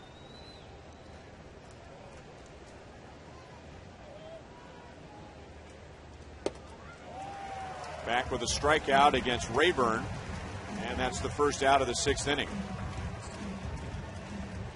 Tonight's copyrighted telecast is presented by the authority of the Kansas City Royals and may not be reproduced or retransmitted in any form, and the accounts and descriptions of this game may not be disseminated without the express written consent of the Kansas City Royals Baseball Corporation. Ryan Lefebvre with Frank White and Joel Goldberg, with producer Kevin Schenk, director Steve Kurtenbach, associate producers Sam Abramson and Al Broughton, and the producer of Royals Live is TJ McGinnis. 2 balls and no strikes to Brandon Inge. 0 for 2 tonight, although he lined out to left last time up. Inge is 0 for his last 10. And with the 2 outs that he made tonight, he has had an awful time against Bruce Chen. 0 for 16.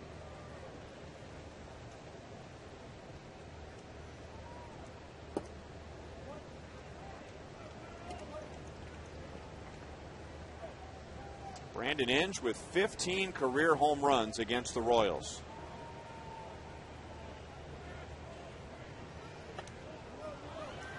Three and 2.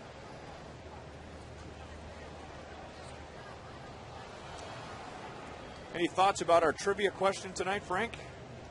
Yes, I think I'm on target. It's the 4 current American League managers who have also managed in the National League. I've got Manny Acta, Joe Girardi, Jim Leland, and Ned Yost. Base hit for Brandon Inge with 1 out. So let's do that again. Manny Acta. Okay. Joe Girardi. Yep. Jim Leland. Yep. And Ned Yost. What about Terry Francona? Didn't he manage the Phillies? You said 4, though, right? Oh, okay. Manny Acta. I did say that. Yeah, I know. We need to add him to the list. Oh, I got you. Yeah. Manny Acta managed the Nationals and now the Indians. So they asked for 4, we gave him 5. And that's how we roll, right, Frank White? That's how we roll.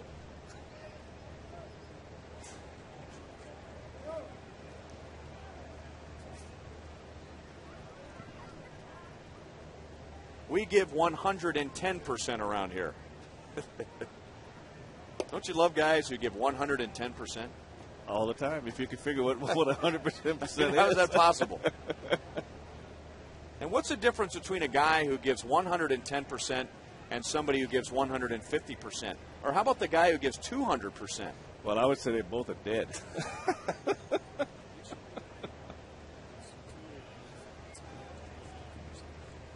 We gave 125%. That brain power, you got to watch that sometimes. Yeah.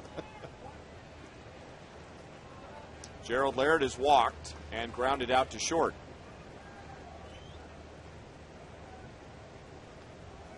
So the Tigers, with no runs on 3 hits in the first 5 innings against Bruce Chen. With the leadoff walk to Ordonez, a single from Cabrera, and the rookie Brennan Bosch with a 3-run home run. On one hand, you can understand why Bruce Chen was careful with Maglio Ordonez and his numbers, but at the same time, when you're ahead by 4, if Ordonez hits one over the Hall of Fame in left field, that's just one run. But a leadoff walk many times will lead to a big inning, and that's what it's done here tonight. But that old saying that you never know where the ball's going to go till you make them hit it. But when they walk, you know where the guy's going. Puts the pitcher in the stretch position. It puts more pressure on the defense. They have more things to worry about than a play at first base. Well, that's true. And it's always best to have the hitter put the ball in play. And now 3 balls, 2 strikes on Laird. The first sign that Bruce Chen might have been wobbling a little bit was in the 5th inning. With 1 out, he walked Laird, who was hitting 157, and Adam Everett, who was hitting 188 back-to-back. Then a line out to left and a ground ball back to the mound, and he was able to get out of the 5th. Laird called out on strikes. He's not happy about it. Doesn't want to say a whole lot to Dana DeMuth because he's the Tigers catcher tonight. He's going to need some calls. Well, Kyle, this is that fastball that runs back, right? And started away, and I can see why Larry thought it was outside, but it did make that move to come back in and catch the outside corner. I mean, unhittable pitch. So 2 down with Inge at first base, and now Adam Everett dribbles it foul off of third base. Everett has walked and popped out to second base. Yeah, these are the guys that Kyle Farnsworth want to get out this inning, that lower bottom of the order who's not swinging the bat that well.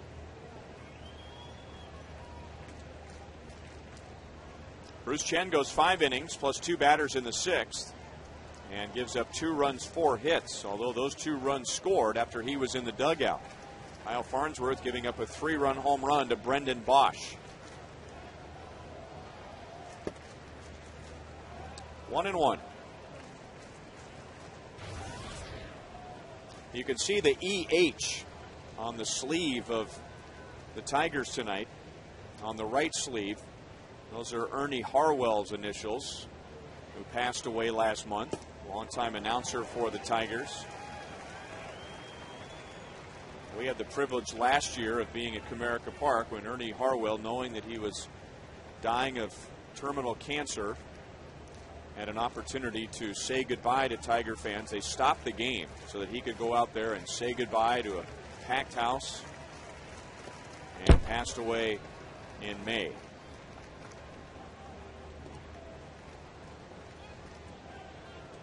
There are some guys who come along in this business. There aren't very many of them, but you can make the argument that they are more popular than the team and the players. Ernie Harwell was one of those. Dan Dickerson, Jim Price.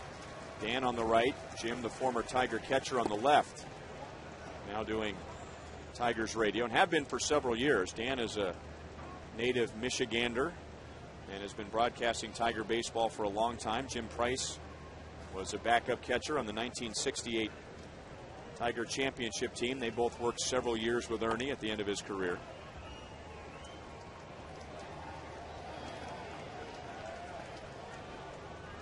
I don't think Gene Lamont is going to give that to the dugout suite. Yep, no chance. And I don't think that improves his status with the boys down there, who referred to him as the Darth Vader of Major League Baseball. They're smiling. Farnsworth ends up striking out the side, but he also gives up a 3-run home run. It's a 1-run game.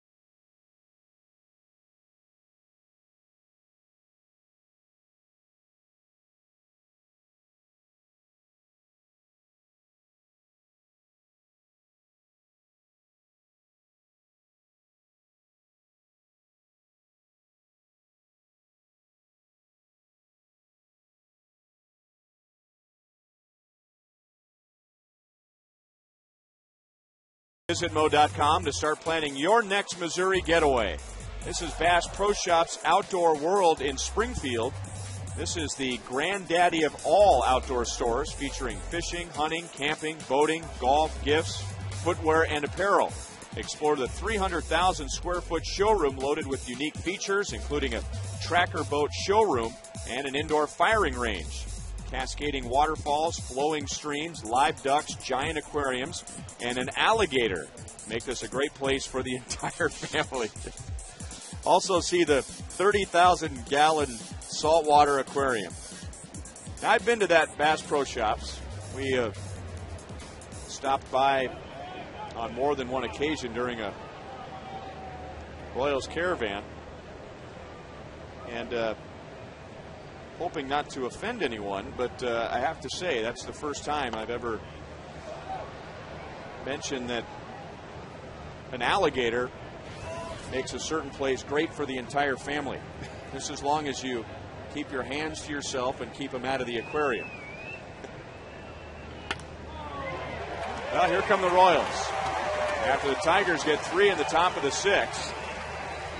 Alberto Callaspo with his first hit tonight. And he gets that on an 0-2 pitch. Royals had a 4-0 lead until Brennan Bosch homered in the 6th. And now here comes Jim Leland. And this time he's going to make the call to the bullpen. So the Royals with 4 runs, 9 hits against Max Scherzer. And now our Chevy call to the bullpen brings in hard-throwing righty Ryan Perry.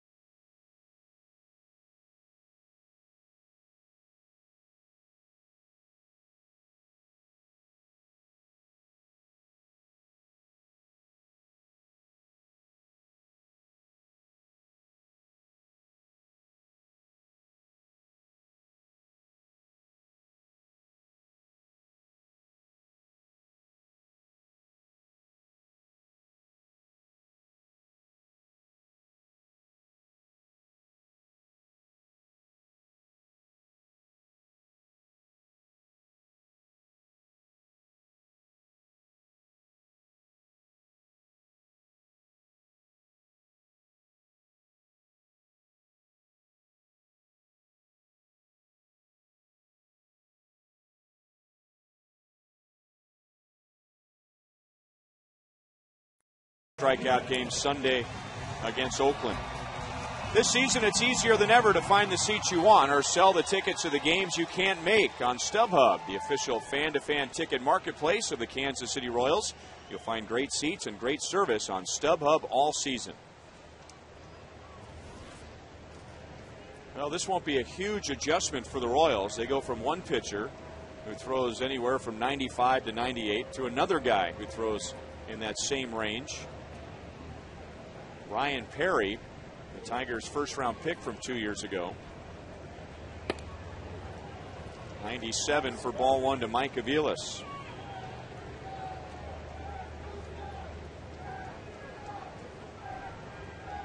The Tigers' back end of the bullpen has been outstanding. Detroit's overall ERA is 5th best in the American League, but if you look a little closer and you break down starters and relievers, the Tigers' bullpen ERA at 2.80 is the 2nd best in all of Major League Baseball. So the Royals are hoping to tack on some runs, leading by 1 in the 6th, but they're doing it against the strength of the Detroit team.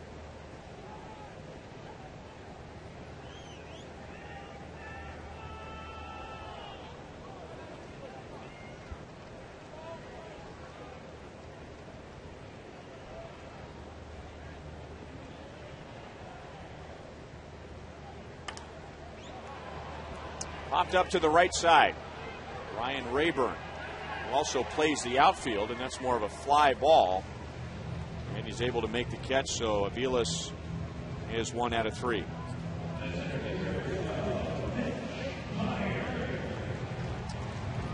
Luke Hochaver going for his 6th win tomorrow against the Tigers at 6'10", going up against Justin Verlander, who's also going for his 6th win. Ivy Royals Live begins at 5:30. Hope you can join us. If not on Fox Sports Kansas City, here at the ballpark. Mitch Meyer into right center field, and Austin Jackson runs it down. We've been talking about Austin Jackson's skills at the plate, but we also have to talk about what he's done on defense, and especially that great catch he made in the 9th inning when Armando Galarraga was going for a perfect game. They say he came back the next night. He made 2 more great catches. And this ball here, off Mitch's bat, I mean, out the view that we have, I thought sure this ball was going to be in the alley, but he ran this ball down real easy.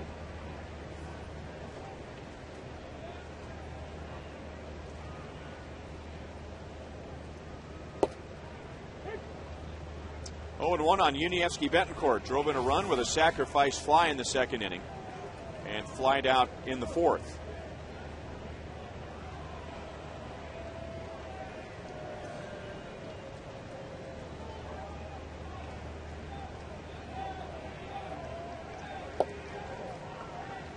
One ball, 1 strike.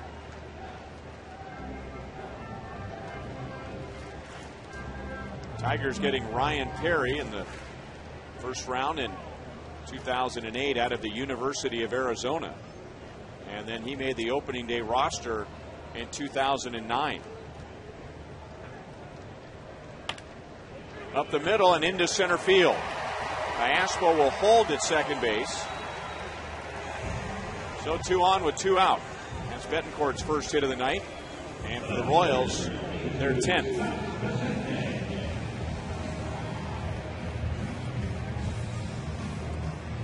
This Simmons took a little bit off with this one, Ryan, and just big difference in velocity from 98 to 92.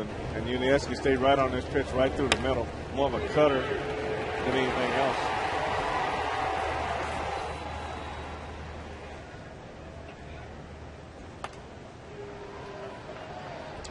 On Scott Posednik. He has scored twice tonight. Walked and scored in the Royals' 3-run 2nd inning, and then singled leading off the 5th, extending a hitting streak to 7 games for him. He has Iaspo at second base, Betancourt at first.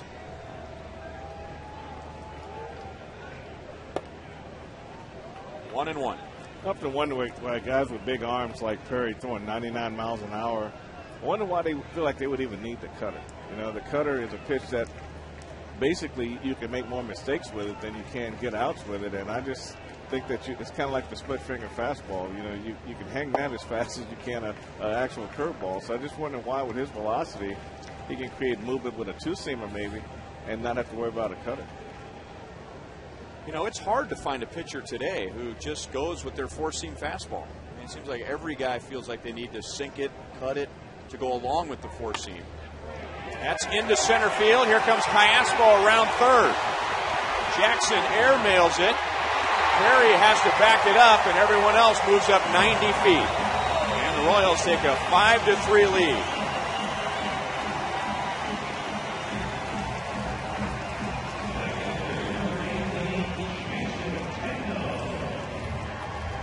Now this is a good fastball that Posednik hits back through the middle. Jackson comes up with this ball, Ryan, and really, if anything, if you're going to throw home, you got to keep the ball down. You want to be able to try to keep the runner from taking the extra base. As you see Eddie Rodriguez send Iaspo around third base. And now ball 1 to Jason Kendall. Oregon, please. Scott Posednik is safe at second base, safe and secure. New York Life. Okay, that's enough, Oregon man. Got a ball game here. So the Royals get a run back in the bottom of the 6th inning, right after the Tigers made it a 1-run game. And 2 runners in scoring position for Jason Kendall. 2 hits, a walk, and his 13th RBI of the year.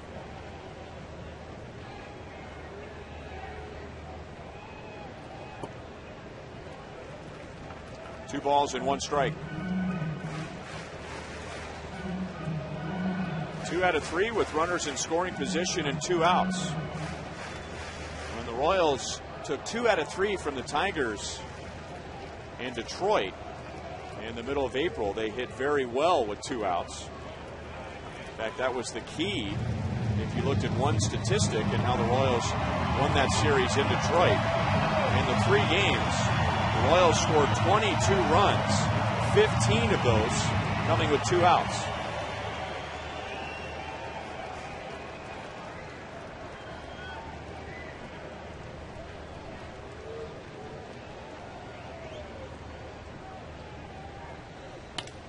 Off the end of the bat, into right field.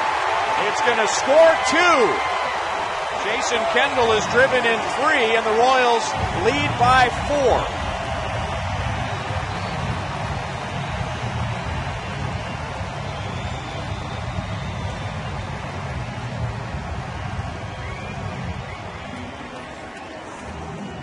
Good pitch by Perry. Good piece of hitting by Jason Kendall. Going that way, hit the ball off the end of the bat, but got enough of it. Got enough of it to get in Ravens' head. You see Scott Pasednik come around the score. So the Royals answer the Tigers with 3 in the bottom of the 6th.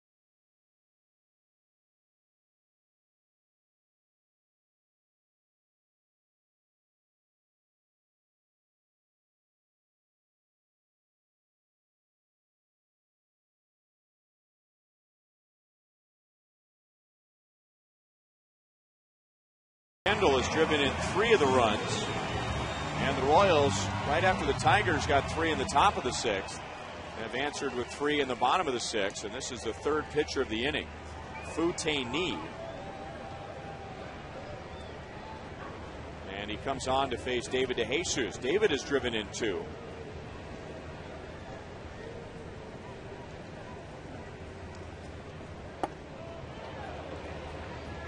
Chased a bad pitch, and it's 0-1.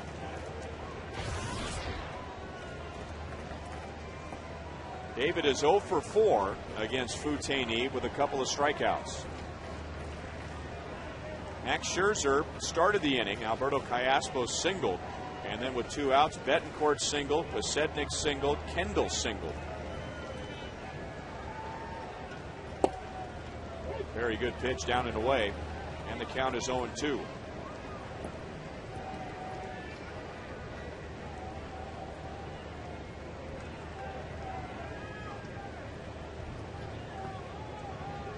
Five of the Royals, 7 runs tonight, coming with 2 outs.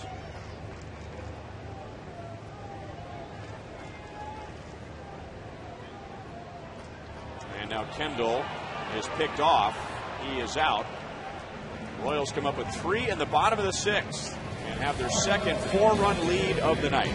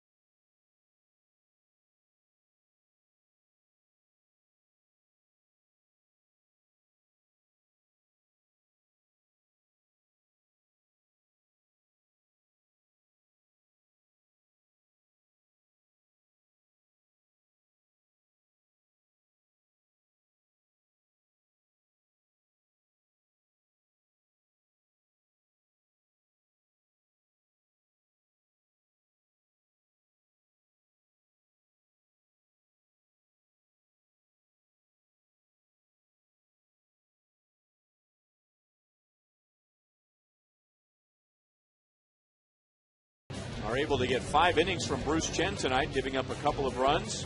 Scott Pasednik and Jason Kendall at the top of the order have done the most damage. Pasednik has driven in a run. He has scored 3 times. And Jason Kendall has 3 hits and 3 runs driven in.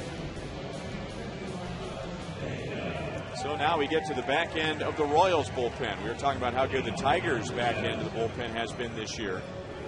And the Royals over the past month have seen big improvements from Robinson Tejeda, Kyle Farnsworth, a couple of guys specifically, Blake Wood coming up from AAA. Top of the order for the Tigers, Austin Jackson, Johnny Damon, and Maglio Ordonez. Jackson has been quiet tonight, 0 for 3. 5th in the league in hitting. He got his first major league hit against Robinson Tejeda on opening day, April the 5th. It was an RBI double. And this is just foul off the left field line.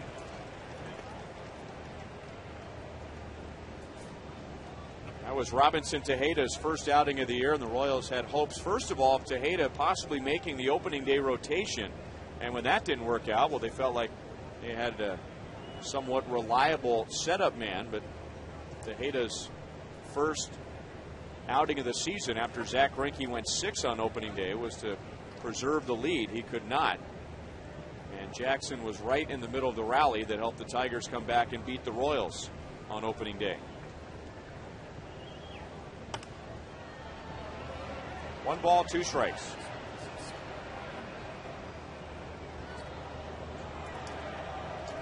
Take another look at You Call It, presented by Sprint. Look at that.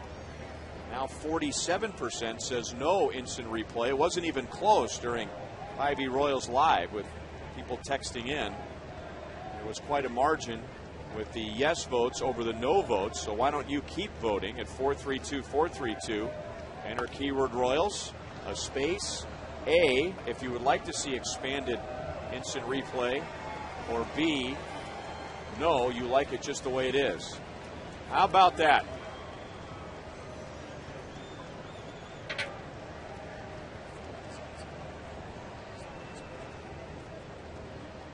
Can't say I've ever seen that before. Well, if he doesn't hurry and get the ball out of there, it's going to be waterlogged. Oh, he wasn't even trying. It was just luck.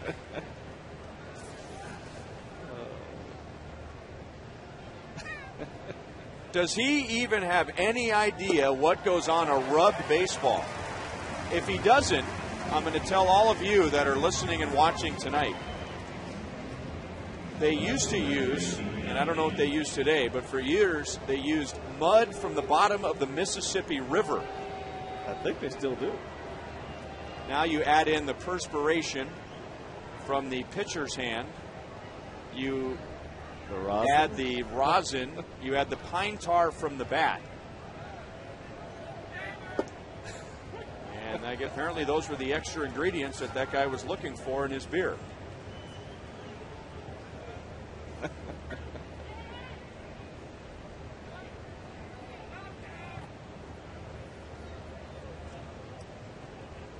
One and one from Tejeda to Johnny Damon.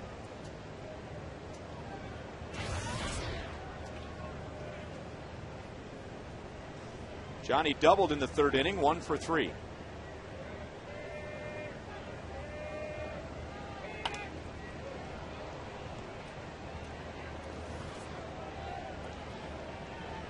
Hey.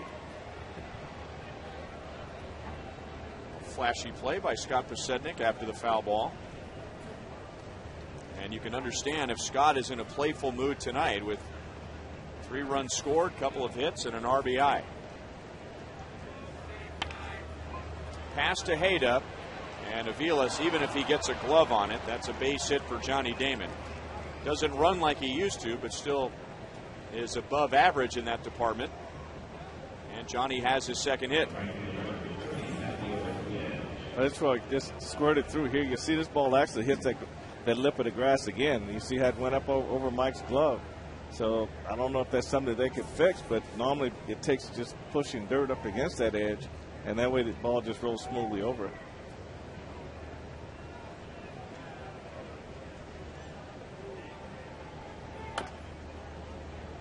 0-1 to Maglia Ordonez.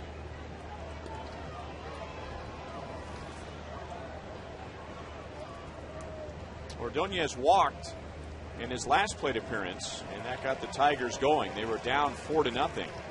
Miguel Cabrera followed with a single, and then Brennan Bosch hit the 3-run home run. The Royals came back with 3 in the bottom of the 6th inning. De Jesus gets Ordonez 2 down in the 7th inning.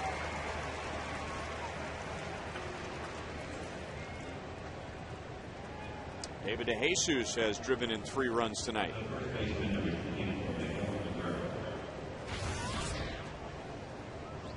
Miguel Cabrera, 1 for 3. So his batting average stays at .352.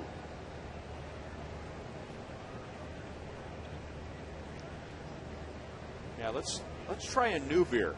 Although I think he took care of the one that had the ball in it. It wasn't wasted. I got some on him, but the ball soaked in a little bit, and he took in the rest.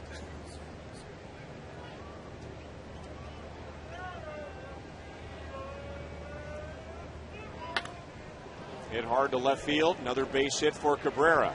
Johnny Damon, with the team down by 4, will hold at second base. So a 2-hit game for Cabrera, who was already a .351 career hitter against the Royals. So this is nothing new. In fact, it seems like it's more than that. He's just got such good plate coverage, and this ball is running in on him, and the good hitters can really open their hips up early and get those hands through and still be able to keep this ball fair, and he's one of them. And that was a good piece of hitting right there.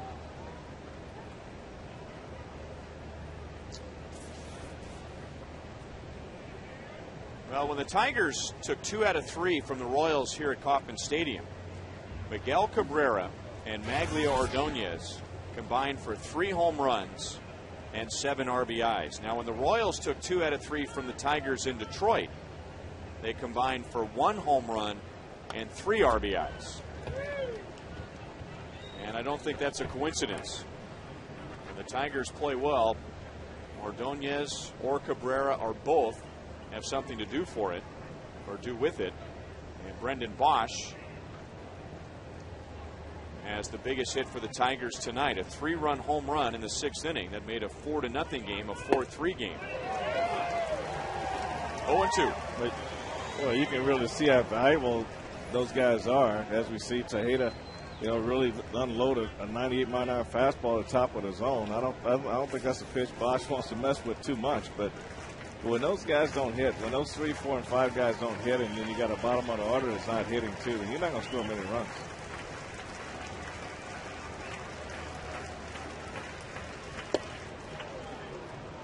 One and 2. His 3-run home run was on a first pitch fastball from Kyle Farnsworth. And Bosch hit it a long way to right field, scoring Ordonez and Cabrera. He has also doubled tonight, and he has struck out.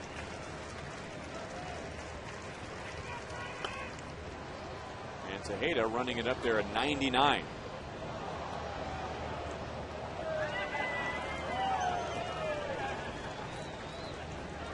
And we were talking about how Brennan Bosch loves to swing at the first pitch. If it's a hittable pitch, he's going to unload.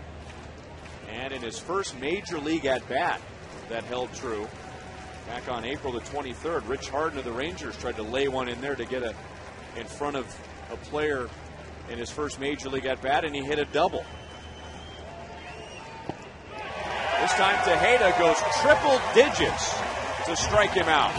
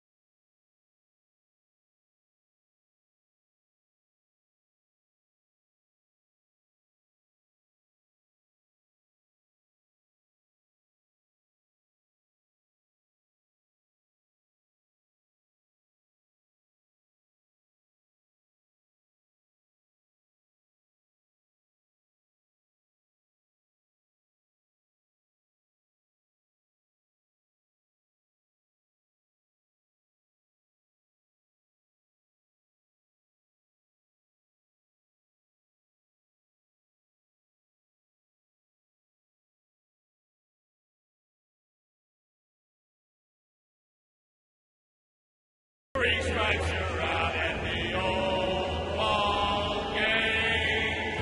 Gene Lamont. What the heck did Gene Lamont do to those three guys? Paul Rudd, Jason Sudeikis, and Rob Riggle, left to right. All Gene Lamont is doing tonight is coaching third base, as he has done hundreds of times. But he happens to be in front of the third base dugout suite where those guys, along with Will Ferrell, are hanging out. David DeJesus opens the bottom of the seventh inning with a ground out. David 1 for 3, but has 3 RBIs. Panera takes us around the American League. Baltimore loses 11-0. Juan Samuel replacing Dave Tremblay as manager. Toronto beats New York. And a couple more home runs for Jose Bautista. That's 18. Here's the rest of the scoreboard. Minnesota's in front of Oakland. The Tigers keeping a close eye on that. They're 2.5 back of the Twins in the Central. Futeni is out. Eddie Bonine is in. Royals lead by 4 in the bottom of the seventh.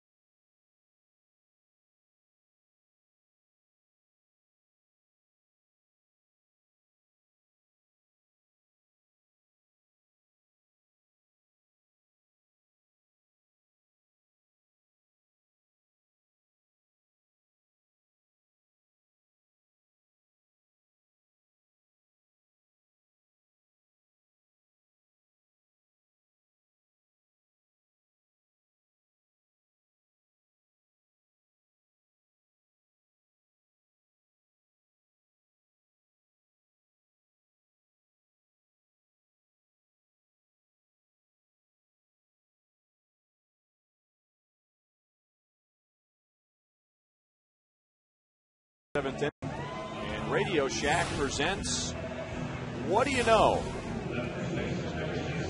Almost, 73% if you round it up. The Royals' wins this year are comeback wins. That's the most in the major leagues. Tonight is a stay ahead type of a win. That's what the Royals are hoping for. With a 4-0 lead at one point, the Tigers made it 4-3, and then the Royals back out to a 7-3 lead. So that's kind of a good news, bad news statistic.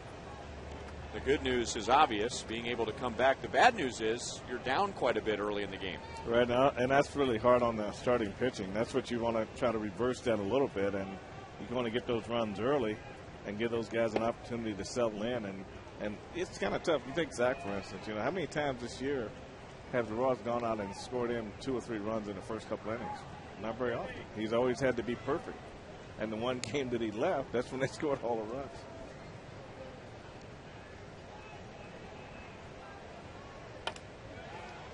Eddie Bonine gets a ground ball from Billy Butler.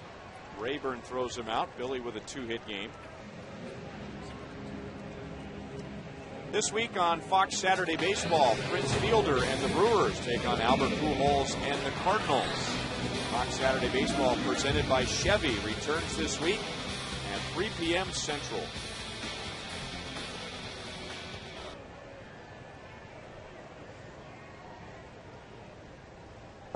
Jose Guillen's struggles on this homestand continue tonight. 0 for 3, 2 strikeouts, and he's lined into a double play. So 2 out of 16 on the homestand with 9 strikeouts, and now Jose is hitting .240.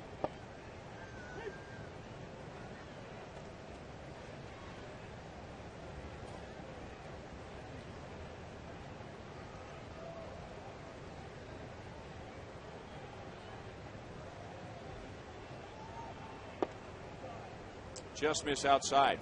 Eddie Bonine will throw a knuckleball.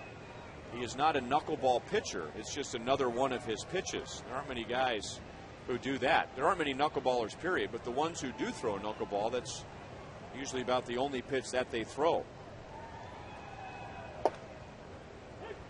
He will throw his hard, not 92 miles an hour like that one, but it's more of a hard knuckleball that has a tumbling action to it, like a curveball rather than fluttering up there. Well, he works primarily away. He steals the outside corner with his fastball, coming back and change up on the outside corner. I'd be interested to see this knuckleball. Missed away at 93.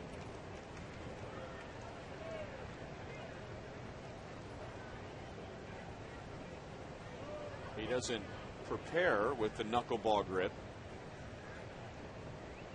He might not need it tonight. He has some pretty good late tail on his fastball.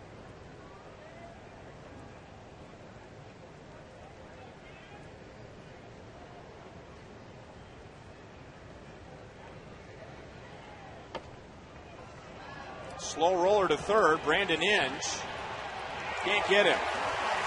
So maybe that's the start of something for Guillen. A 2-out infield single.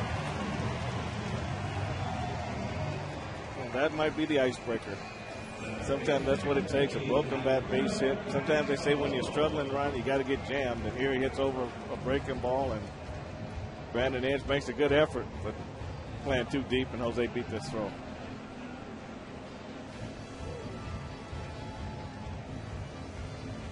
That's good hustle. Especially when you're dying for a hit. You can smell a hit sometimes.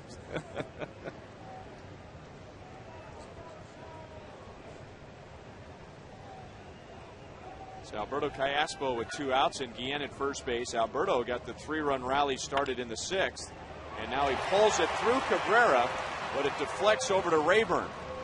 So 3-4-3. History's Ice Road Truckers are back. Don't miss a sneak peek of the new season coming.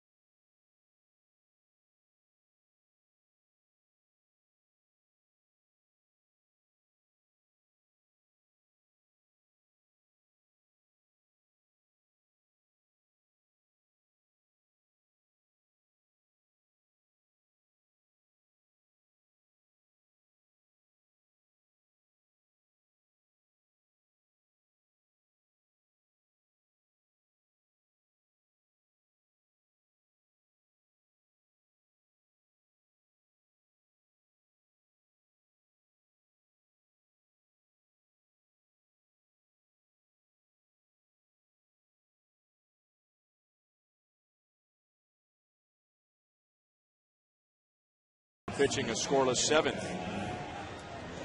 You can join George Brett, Frank White, Brett Saberhagen, and many other Royals greats at Royals Alumni Fantasy Camp this February in Arizona.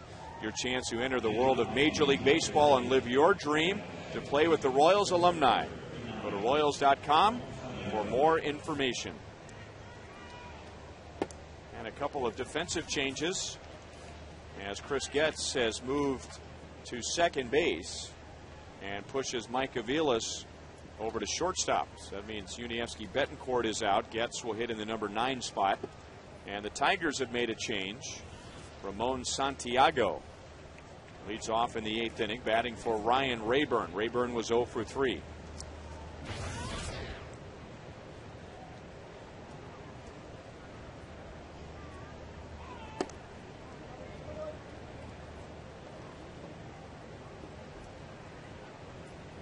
Tejeda with a scoreless 7th inning. He struck out 2. He also gave up a couple of hits and had to face Brendan Bosch with 2 on, 2 out. And Bosch has already hit a 3-run home run tonight, but Tejeda saved his best pitch of the inning for last and running it up there at 100 miles an hour to strike out Bosch.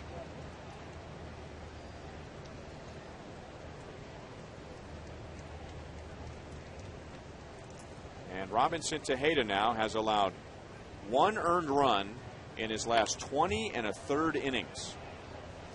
A dramatic turnaround for him, going from a horrible start where his ERA shot up to 12.96. Well, he's really turned it around. You're right, Ryan. The good thing I like, its velocity's actually gone up a couple miles per hour. But the thing that I like about what he's doing is he's been able to keep the ball down in the strike zone, and he's not walking anyone. Look out. A couple of guys sliding not only close to one another, but the barrier wall, but sliding before they can make solid contact with the wall. 2 balls, 2 strikes. Well, just 2 smart plays. Casper took a look at Pasetnik, but both guys did the right thing. They went down to the ground, and it's better than meeting straight up right at the wall. And then they just avoided a nice collision right there by being smart and going down.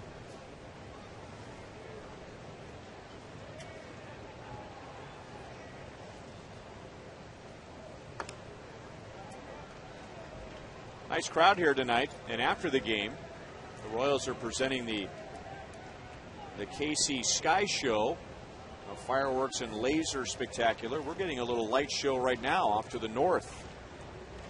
We're just on the southern edge, outside of the southern edge of a pretty powerful thunderstorm, and we're seeing some lightning flashes. 3 balls and 2 strikes on Santiago.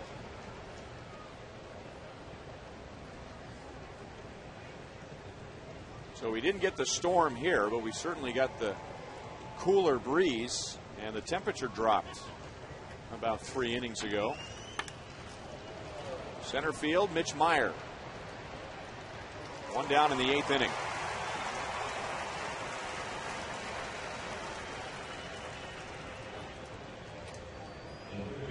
It certainly helps to have a big crowd and have that crowd behind the home team, but the Royals have not played that well at home this year. They are 10-17.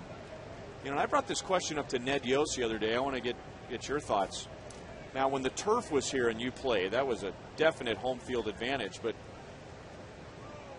Kauffman Stadium, especially since the grass came in 1996, has always been described by visiting players as a very comfortable place to play. Do you think a stadium has to have some sort of quirk to have a true home field advantage? Well, I think so. The AstroTurf was definitely an advantage to us. We was always 90 feet better than the team coming in, especially the first 5 years of it, before everybody started learning how to play on it. But I think the one thing that turf did for, when you go back to our biggest crowd in, say, 1980, 2 million, 4, I think you go back, 30% of those were from a 150-mile radius of Kansas City. So if you did have a rain, they knew with the turf you still had a chance to play, so they still came. Now, they plan a weekend, they look at the 5-day forecast, and they may not make that trip. And you put the other side of that, you know, winning makes people do things.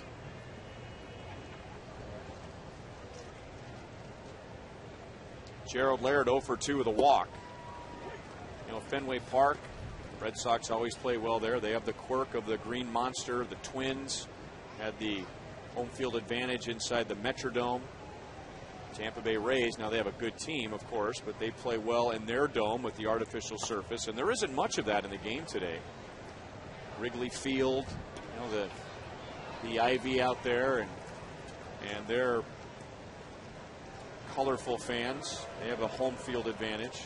And I think, too, Ryan, when this turf first came in, a lot of teams were designing their team around the surface that they played on. You go to Detroit, the high grass, they wanted sinker ball pitchers, and it helped their middle infielders make more plays. And, you know, they wet it down in front of home plate so the balls would hit and just roll flat. And so I think that more teams back in those days, it's the 70s and the 80s, they drafted and traded for players based on what kind of team they actually wanted to have on the field.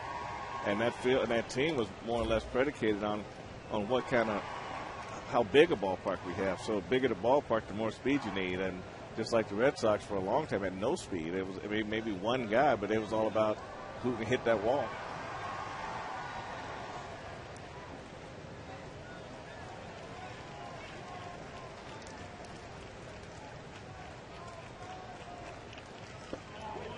The ball is dropped, but the slider is in for a strike, and that's 2 scoreless innings for Robinson Tejeda, and the Royals lead by 4.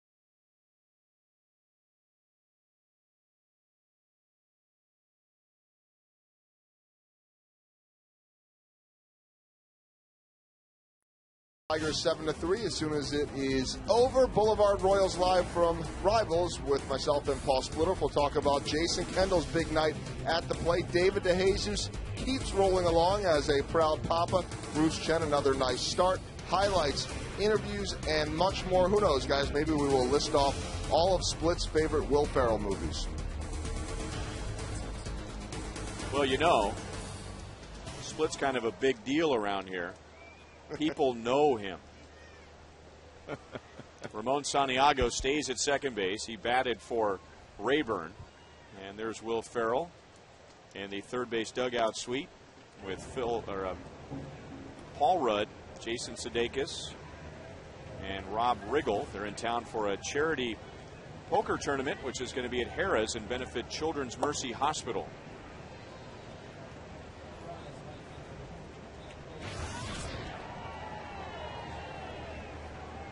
Mike Avila's single in the second inning, snapped an 0 for 12, 1 for 3 tonight. Came around to score. The Royals have had 2 separate 3-run innings. 3 in the second, added a run in the fifth for a 4-0 lead. Then Brennan Bosch hit a 3-run home run in the top of the sixth, and all of a sudden it was a 1-run game. But then the Royals came back with 3 in the bottom of the sixth.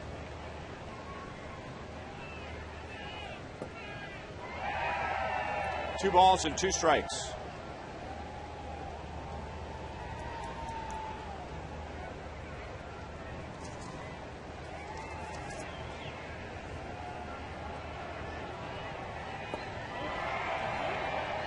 No swing. Kerwin Danley, the umpire at first base. Waiting to see the knuckleball from Eddie Bonine. Yeah, Mike is really stepping in the bucket pretty good, and at the outside corner is really opening up for Bonine. He stayed a little more closed that time and drives it to center, but you've got to hit it over the wall to get it past Austin Jackson in center field. So Avilas is 1 for 4. There's Kanakoa Teixeira. The Royals picked him up off of waivers from the Mariners. So he's about to make his Royals debut. Come on with a 4-run lead or more in the top of the 9th inning. And like Mike Avilas, Mitch Myers snapped an 0 for 12 with a base hit and a run scored in the second inning. 1 out of 3.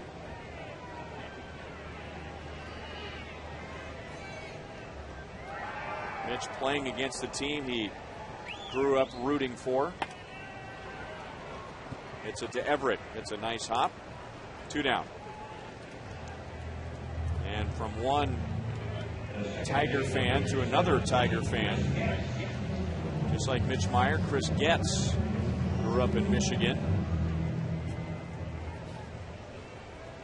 And Getz hits for the first time. Came on defensively in the top half of this inning for Unievsky Betancourt. Getz went to second base. Aviles sliding over to short. And that's grounded right to Santiago. So the Royals take a 4-run lead into the 9th inning. And Kanakoa Teixeira will make his Royals debut.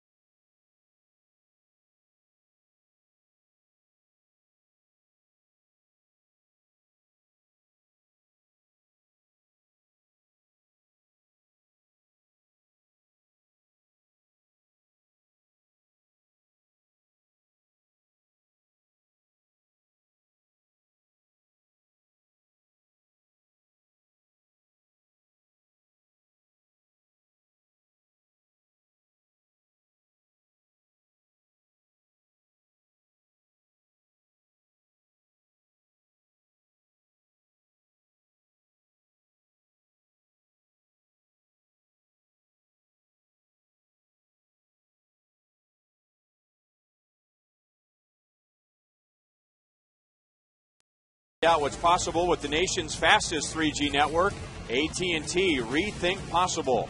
And by Thoroughbred Ford. The best deals on new Ford F-150s are at Thoroughbred Ford.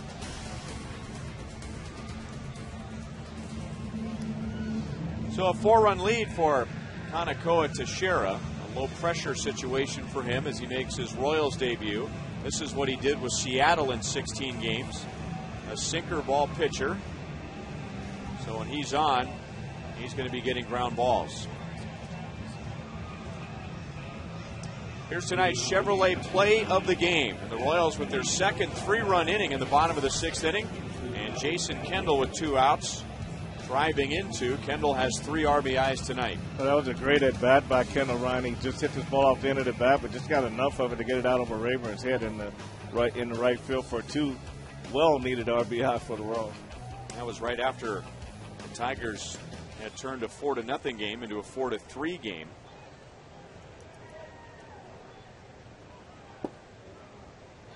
And Don Kelly is going to bat for Adam Everett.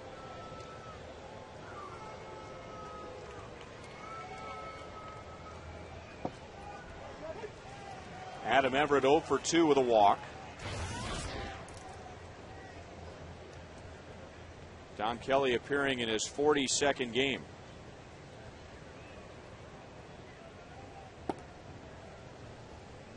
Teixeira is from Maui, originally from the White Sox organization. 22nd round pick in 06 out of Saddleback Junior College in California. Slice to left, a long run for Posednik, and he catches up to it, and then he dropped it.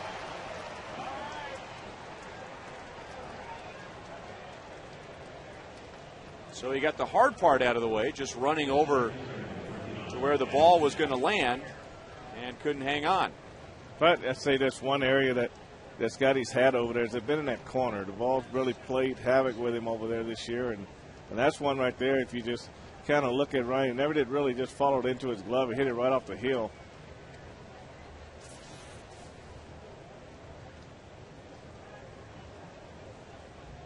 So runner at second base with nobody out, and Austin Jackson at the plate. A quiet night for Jackson at the plate. 0 for 4, a couple of strikeouts, and now 60 strikeouts on the year.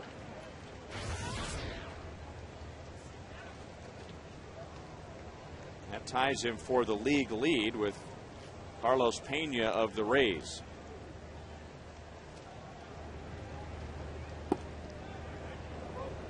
One ball, one strike.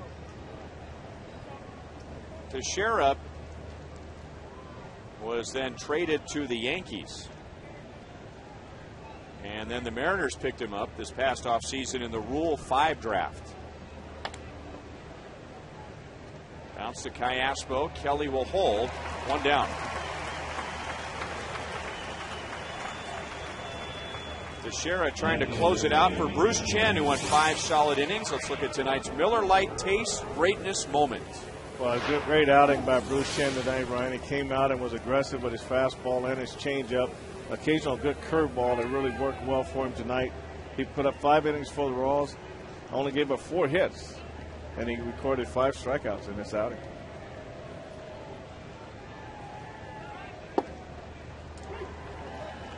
Strike one to Johnny Damon, who has a 2-hit game. So Bruce Chen, as a starter now, has gone 9 innings and has given up only 6 hits. So fewer hits than innings pitched. He has also come up with 9 strikeouts in those 9 innings.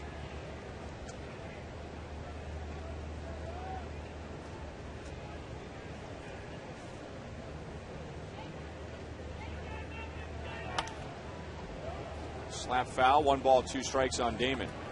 I was thinking about what you said earlier about players that managers or you with one manager and you maybe think this player is not going to amount to what you think he's going to amount to. Another manager takes over, shows confidence in that player, and all of a sudden this player performs well on the field. So maybe there are a few guys on every ball club that all they need is for somebody to just show some confidence in them, because they probably had to struggle for most of their career. But here you are getting mop-up roles and things like that, and all of a sudden, hey, I think you can be better. And you show that confidence, and all of a sudden you get good results.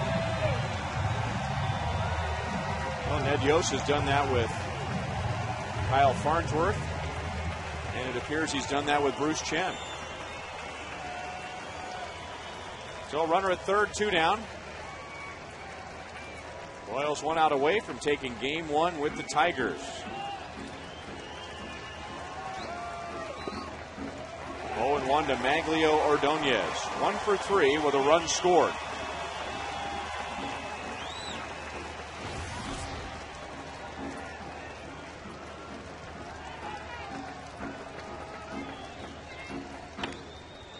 Right to Chris Getz.